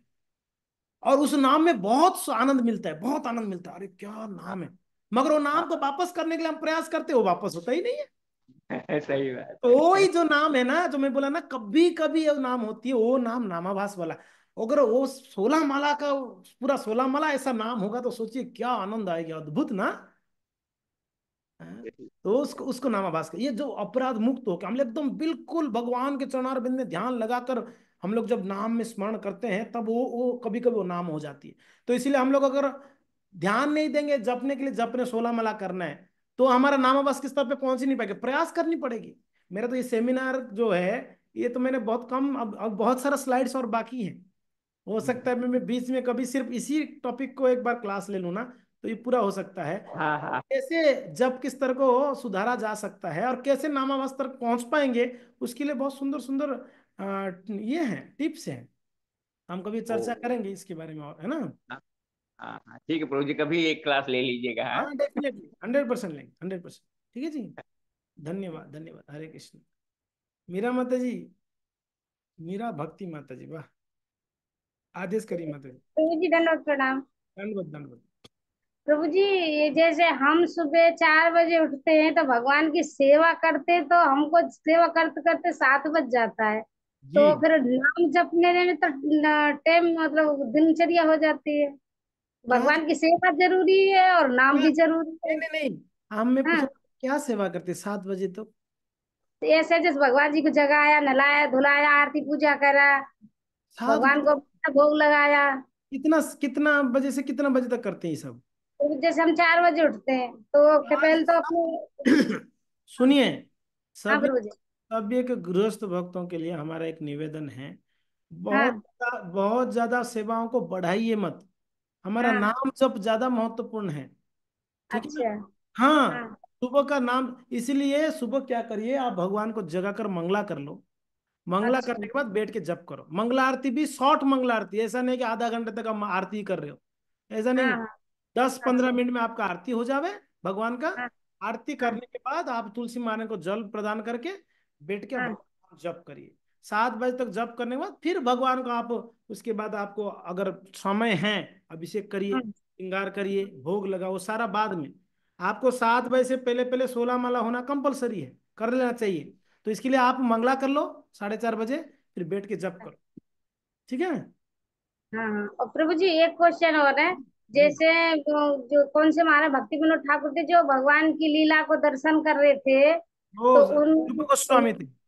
गोस्वामी थे। रूप जो गोस्वामी। जैसे हाँ कृष्ण भगवान ने डाली पकड़ी, राधा रानी फूल तोड़ी तो ऊपर चली गई, जो वो मतलब जो ध्यान में थे तो उनका ध्यान भंग हो गया। तो जी। उन्हें कही कि मुझसे कुछ अपराध हुआ है। जी। तो उनको तो पता चल गई, लेकिन हमको कैसे पता चले कि ये अपराध कैसे हमसे कैसे हाँ, हो रहा है, क्यों हो रहा अद्भुत, है। बहुत बढ़िया प्रश्न आपने किया, ये हम सबका प्रश्न है, एक्चुअली आपका ही नहीं है। कि प्रभु जी उनको तो पता चल गया है, हमको कैसे पता चलेगा मेरे से कहीं अपराध हो गया अनजाने से? है कि नहीं है? अनजाने से छोड़ो, जानबूझ के अपराध करते तब भी मानते नहीं मेरे से अपराध हुआ करके, इतना अहंकार है हमारे अंदर। मैंने अपराध क्या किया? अपराध तो उसने किया, मैंने थोड़ी किया कुछ। ये हमारा अहंकार देख लो। तो कैसे पता चलेगा अपराध हुआ करके? एक ही उसका मापदंड है, हमको भजन में मन नहीं लगेगा, नाम जप में मन नहीं लगेगा, सेवा में रुचि नहीं आएगी। अगर रुचि नहीं आ रही है यानी अपराध हुई है, जानबूझ के अनजाने से हो रही है। और हम सबका स्थिति यही है माताएं भक्तों, कि हमारा नाम में रुचि कहाँ है, ना सेवा में रुचि होती है। बड़ा जोर जबरदस्ती हम मन को लगाना चाहते हैं, नहीं, क्योंकि ना अपराधे हो रही ना। अपराध मुक्त होके जो जपता है उसका तो और जपने का इच्छा होगा, और जपने का इच्छा होगा, 16 की जगह 32 64 प्रेम पूर्वक जपेगा। सेवा 1 घंटा क्या, उसको तो 10 घंटा तक सेवा करे तब पर भी उसको लगेगा कम हुआ मेरा। तो अपराध का यही जो है मापदंड है, कि आप अपराध किए मीन्स आपका रुचि का तो धीरे धीरे कम हो जाएगी। अपराध से रुचि कम हो जाती है, कथा सुनने का इच्छा नहीं होगा, भक्तों के पास में जाने का, संग में जाने का इच्छा नहीं होगी आपको, सेवा करने में आपको चिड़चिड़ापन होगा, अरे क्या बार बार ये लोग सेवा में बुला देते हैं मंदिर वाले हैं। और नाम जप के, अरे छोड़ो यार, क्या दिन में जप लेंगे, शाम को जप लेंगे ना, क्या है अब इतना ही क्या अर्जेंट है, सुबह सुबह इतना लाख रुपए का नींद छोड़ के कौन जपे, है ना, रुचि नहीं आएगी। ठीक है ना, यही है माता जी। बोलिए रेवती जीवन प्रभु बोलो। है आप वहां पर कि नहीं है? प्रश्न बहुत लोग हाथ उठाए क्या? बोलिए सेवा मूर्ति माता जी, बोलिए रेवती नाथ को आएंगे तो बोलिए।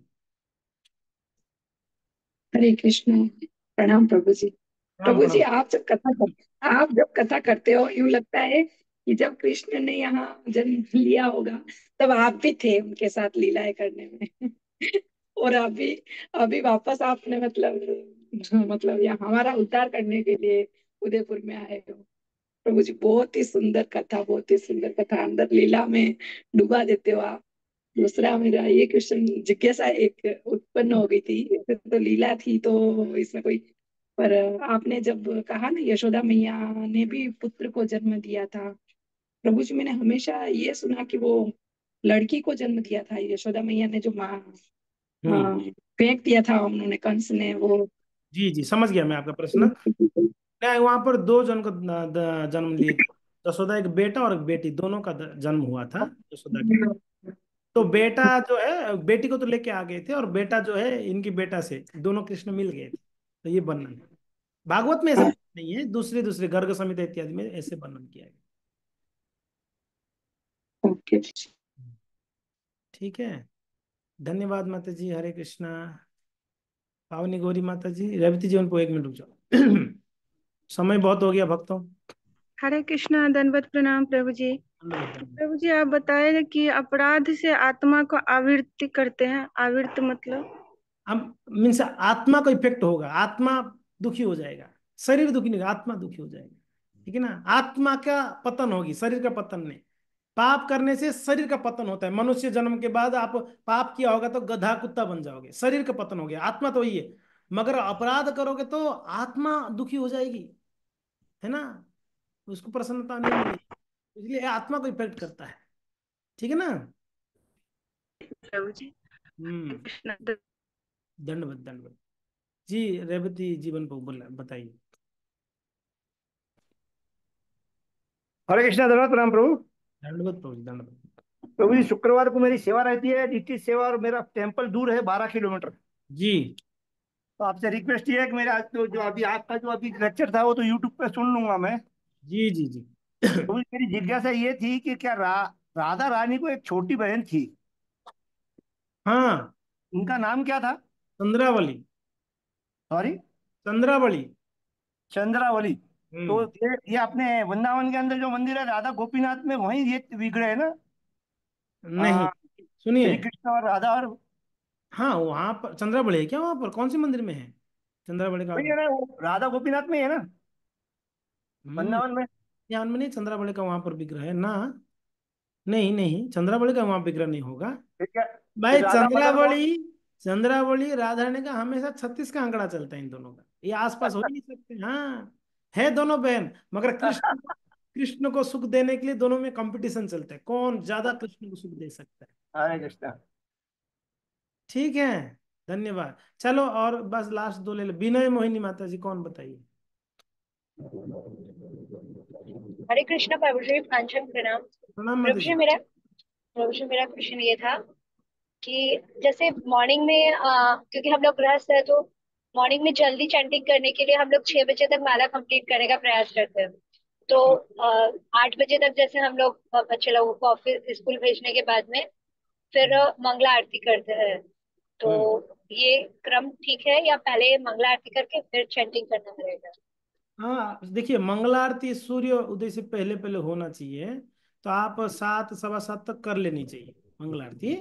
और इसीलिए आपको थोड़ा जल्दी उठकर आपको जप कर लेना चाहिए। अगर जप रह जाता है, जैसे कि माताओं का थोड़ा एक तकलीफ है, सुबह पूरा नहीं हो पाती जब, तो आप एटलीस्ट 10 माला 12 माला 8 माला कर लो, और अपना काम काज करके बच्चों को स्कूल वगैरह भेज कर मंगला आरती वगैरह करके फिर आप दिन में समय निकाल कर आप जप कर लिया कर। माताओं को थोड़ा तकलीफ है, बाकी प्रभु लोगों को तो ऐसा कोई ज्यादा जिम्मेदारी नहीं होती सुबह के टाइम पे विषय करके, इसलिए उनको सुबह 16 माला कर लेनी चाहिए। थैंक यू धन्यवाद। सर। हरे कृष्णा। यस, विष्णु आचार्य को बतलाइए। हरे कृष्णा प्रभु जी, दंडवत प्रणाम। दंडवत दंडवत। प्रभु जी, मेरी 16 माला आना मतलब मेरे को 1.5 घंटे में या 100 मतलब कंप्लीट हो जाती है, वो मेरे को कैसे पता चला सही हो रही है या नहीं हो रही कितने है? साल से आप जप कर रहे हैं? मैं प्रभु 2000 मतलब 1100 इसको एक माला कर रहा था प्रभु, अभी मैंने साल भर से 16 माला कर रहा हूँ प्रभु। ओके।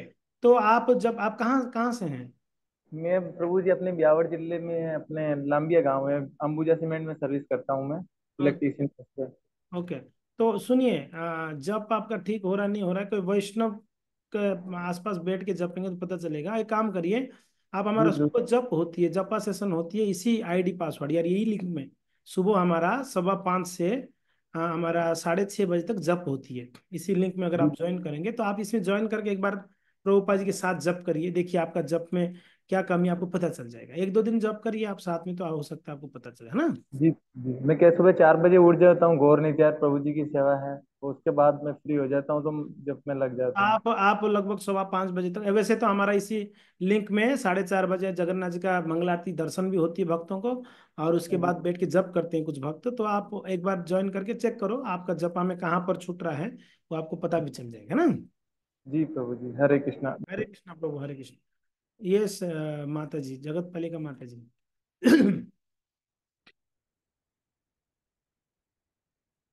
जिनको जाना है जा सकते हैं, लेट हो रहा है जिनको जा सकते हैं। आज वैसे छुट्टी होगा ना, दिवाली है तो भूख लगा होगा, नहीं मिठाई मिठाई रेडी होगा कल का, आज का मिठाइयाँ खाना है। जगत पहले मैं अनम्यूट करो। मिठाइयाँ नहीं लाया कोई आज मंदिर में? जगन्नाथ जी की मिठाई लाओ, दिवाली मिठाई। नहीं हो रहा, अनम्यूट नहीं हो रहा है। करिए, अनम्यूट करके करिए, वो ऑप्शन आ रहा होगा उसको अनम्यूट करिए। आ रहा है नहीं आ रहा? आपके मोबाइल में ऑप्शन नहीं आ रहा है? आ रहा है तो उसको अनम्यूट करो, क्यों नहीं हो रहा है? बेटा को बोलो अच्छा मोबाइल है, आईफोन ला के दे। कहाँ है ये खटारा फोन लेके आप? हैं, बढ़िया फोन लो। कि नहीं, नहीं हो रहा है? चलो कोई नहीं, फोन में पूछ लेना। विश्व पूजता माता जी आदेश करिए। हरे कृष्णा प्रभु जी, दंडवत प्रणाम। सभी वैष्णवों को दंडवत प्रणाम। प्रभु जी, ये मुझे बहुत दिन से ये जिज्ञासा थी, मतलब आज की कथा से रिलेटेड नहीं है, जी। कि जैसे हम लोग भक्ति में शुरुआत जुड़ते हैं भक्ति में, हम्म तो जैसे बहुत लालच रहती है सेवा करने की, कि हम्म मतलब एक सेवा मिल जाए, काश हमको भी मतलब ये सेवा करने दे। मुझे याद है कि मैं फर्स्ट टाइम गई थी जब वहां था, तो मुझे रसोई में दिखे थे जगतपालिका माता जी सेवा करते हुए, तो मेरे भाव आया था कि ना, ऐसा जीवन में कभी होगा कि मैं वहां पे सेवा कर सकती हूँ। और जैसे मिलने लगती है सेवा, फिर हम कतराते हैं या लगता है थक गए, या बहुत सारी एक्सक्यूज, बहुत सारी चीजें हो जाती, समस्या होती भी है, और थोड़ा सा हम मतलब पीछे भी भागते हैं। तो ऐसा क्यों होता है कि जब हम लोगों को नहीं मतलब शुरुआत होती नहीं करने, मतलब नहीं अधिकारी होते करने के, वहां एंट्री नहीं होती, तब तो बहुत मन होता है, जब लगता है करने दिया जा रहा है तब फिर हम करते नहीं है। तो ये किस कारण से होती है? हाँ, ये इसका क्या कारण है? अब ये अनुभव सिर्फ आपका नहीं है, ये सभी भक्तों का ये अनुभव होगा कि हमने शुरुआती दिनों में हमारा जो क्या था, वो जो मीटर था भक्ति का, वो अभी बहुत डाउन है। पहले के दिनों में जैसे एंट्री करते थे लगता था सब गोलोकवासी है, क्या दिव्य तेज निकल रहा है, ऐसे सब भक्तों को देख के लगता था ये सब गोलोक से उतर के आए हैं। आज भक्त को देख के क्या लगता है, अरे कहाँ से टपक गया ये। भाव चेंज।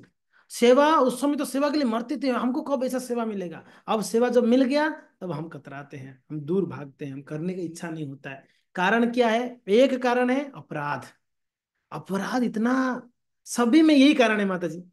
नाम जप में इच्छा नहीं होना, सेवा में इच्छा नहीं होना, अपराध कर रहे हैं हम लोग। दूसरा क्या कारण है? अति परिचयात अवज्ञा कहा गया है। ज्यादा कोई इजी से मिल जाता है जो चीज ना, हम उसको अवज्ञा करने लगता है अति परिचय होने से। जैसे ना मित्र हो गए ना, सब रोज देखते आ रहे तो मित्र है ना। जैसे अर्जुन ने बोले अरे मैं आपको सखा मान बैठा था, मित्र मान, आप तो भगवान है।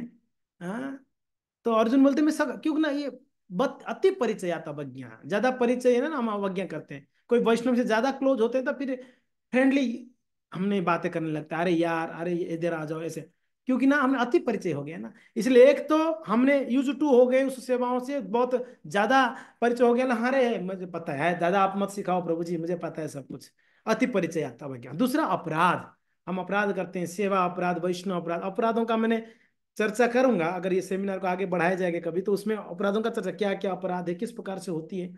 तो अपराध से भी हमारा जो है ये रुचि कम हो जाती है हमारी। तो हमें ये चीज को ध्यान रखना है, हमेशा ये भाव रखना है कि ये सेवा मिली है भगवान का विशेष कृपा से, इतने सारे लोग हैं संसार में, मुझे क्यों मिली है, यानी मुझे भगवान ने चुना है इस सेवा के लिए, तो मैं मेरा जी जान लगा दूंगी, जी जान लगा दूंगा इस सेवा के लिए, भगवान को खुश करने के लिए। पहले तो ये है, ये भाव होना चाहिए। और दूसरा, अपराध से बचते रहना चाहिए। अगर ये दो चीज को ध्यान रखेंगे तो हमारा जो क्या कहते हैं, जो रुचि है ना, वो रुचि बनी रहेगी भगवान की सेवाओं के प्रति, भक्तों के प्रति, है ना। नहीं तो फिर दिक्कत होती है। ठीक है, विष्णु पूजिता माता जी। जी प्रभु जी, थैंक यू प्रभु जी। मैं ये लग रहा है मैं बिल्कुल सेवा नहीं कर पाती हूँ, नहीं कर रही हूँ, और वो लालच क्यों नहीं आ रहा है, तो थैंक यू। आप प्रार्थना करिए कि मैं अपराध नहीं करूँ और सेवा खूब करूँ मंदिर में। प्रे जरूर हरे करेंगे आप। कृष्ण। हरे कृष्ण। अंजलि माता जी, लास्ट क्वेश्चन, और नहीं लेंगे हम, समय हो गया। ठीक है जी, बताइए अंजलि माता जी। हरे कृष्णा प्रभु जी, दंडवत प्रणाम। हाँ माता जी। प्रभु जी, मेरा प्रश्न ये थी कि जैसे माता जी ने पूछे थे कि अनजान में अपना अपराध हो जाती है, हमें पता नहीं चलती है, तो उसके लिए आप तो आपने बता ही दिए, अभी मैंने सुन ली थी। और दूसरी ये प्रभु जी, जैसे कृष्ण जन्म हुए थे उसके बाद में तो एक कन्या भी तो जन्म हुए थे, उनके नाम बिजली कन्या थी, वो कौन थी? दुर्गा माता थी? हाँ, योग माया थी, यो महामाया, महामाया थी, बराबर। दुर्गा जी थे, बिल्कुल। जी प्रभु जी, दुर्गा इसमें जी का थोड़ा कई सारा रूप है माता जी। वो एक रूप वो है जो कंस की हाथ से छूट गई थी, वो जब वो पत्थर में मार रहे थे, तो वो दुर्गा ही थी। जी प्रभु जी। और प्रभु जी, मैं ये कहना चाहूंगी, मैं उदयपुर आई थी, आपसे भी मिली थी और प्रभु जी से भी मिली थी, और मुझे आप, मैंने कहा था कि प्रभु जी मैं उड़ीसा से हूँ, तो आपने कहा ठीक है माता जी, आप यहाँ ही रहते हो? मैंने कहा नहीं प्रभु जी, मैं जयपुर में रहती हूँ। आज मैं आपके कथा सुन के बहुत आनंद आई, बहुत मजा आई मुझे, और बहुत कुछ आपकी कथा में इतना अमृत भरी हुई है प्रभु जी, लेकिन सुनते ही ऐसे मन में, मतलब दिल में बिठा लेते हैं हम लोग, और बहुत अच्छा लगता है आपकी कथा सुन के प्रभु जी। और मैंने आपके दर्शन भी किए, बहुत धन्य हो गई मैं आपके आपकी। आइए माता जी, स्वागत है आपको, वापस आइएगा। ठीक है ना। Thank you. शिल प्रभुपाद की जय। प्रभुपाद जी ने जो भागवत का कमेंट्री की है, अद्भुत है। उसको आप लोग पढ़ेंगे और आनंद आएगा। हम तो कुछ सुन के, देख के, पढ़ के बतला देते हैं, और कोई शुद्ध भक्त बोलते तो आपको और आनंद आता। हम तो वैसे ही इतने अनर्थ भरा हुआ है, बस हो सकता है वाणी में कुछ बोलने में अच्छा बोल देते होंगे, बाकी हृदय पवित्र नहीं है। अगर कोई पवित्र हृदय वाले बोलेंगे, ये कथाओं में और रस आस्वादन कर। जैसे कि मैं हमेशा कहता हूँ, कथा सुनना है, राधागोविंद महाराज का सुनो, गोपाल कृष्ण महाराज का सुनो, लोकनाथ महाराज जी का सुनो। ये लोग पवित्र आत्मा है, ये लोग शुद्ध भक्त है, प्रभुपाद जी के शिष्य लोग। इनकी कथा जब सुनते हैं ना, तो हमारे हृदय पवित्र होगा। और हम जो कहते हैं, ये इन्फॉर्मेशन हम देते हैं हमेशा। देखो भागवत में ऐसे कहा गया है, कृष्ण ने ऐसा लीला कि इन्फॉर्मेशन क्लास है। अगर हृदय परिवर्तन करनी है तो आपको महान संतों का सुनना ही पड़ेगा। ठीक है जी। ओके, धन्यवाद। हरे कृष्णा। कल मिलेंगे। तो कल परसों 2 दिन वापस हम दयाल गुरुपो को निवेदन किया, क्योंकि हम भक्त लोग बिजी थे। दयाल गुरुपो हमको गोवर्धन लीला और सुदामा लीला दोनों श्रवण कराएंगे। तो आप कल परसों वापस हम सुनेंगे दयाल गुरुपो से। ठीक है जी। धन्यवाद। और सुनिए, 2 दिन दयाल गुरुपो के बाद 2 दिन अमोघला प्रभु आने वाले हैं। 4-5 तारीख 2 दिन अमोघला प्रभु जी हैं, और 6 तारीख को वैष्णव महाराज जी है। 7-8 तारीख को परम पूज्य भक्ति प्रचार परिव्राजक स्वामी महाराज जी हैं। अभी बहुत बड़े बड़े भक्त आने वाले हैं। ठीक है जी। तो इसलिए आप समय पर आके पूरा कथा का आनंद लीजिए। धन्यवाद। हरे कृष्णा। वंशा कल्पतरुभ्यश्च कृपा सिन्धुभ्यो वच पतितानां पावनेभ्यो श्री वैष्णवेभ्यो नमो नमः। अनंत कोटि वैष्णव भक्तवृंद की जय। श्रील प्रभुपाद की जय।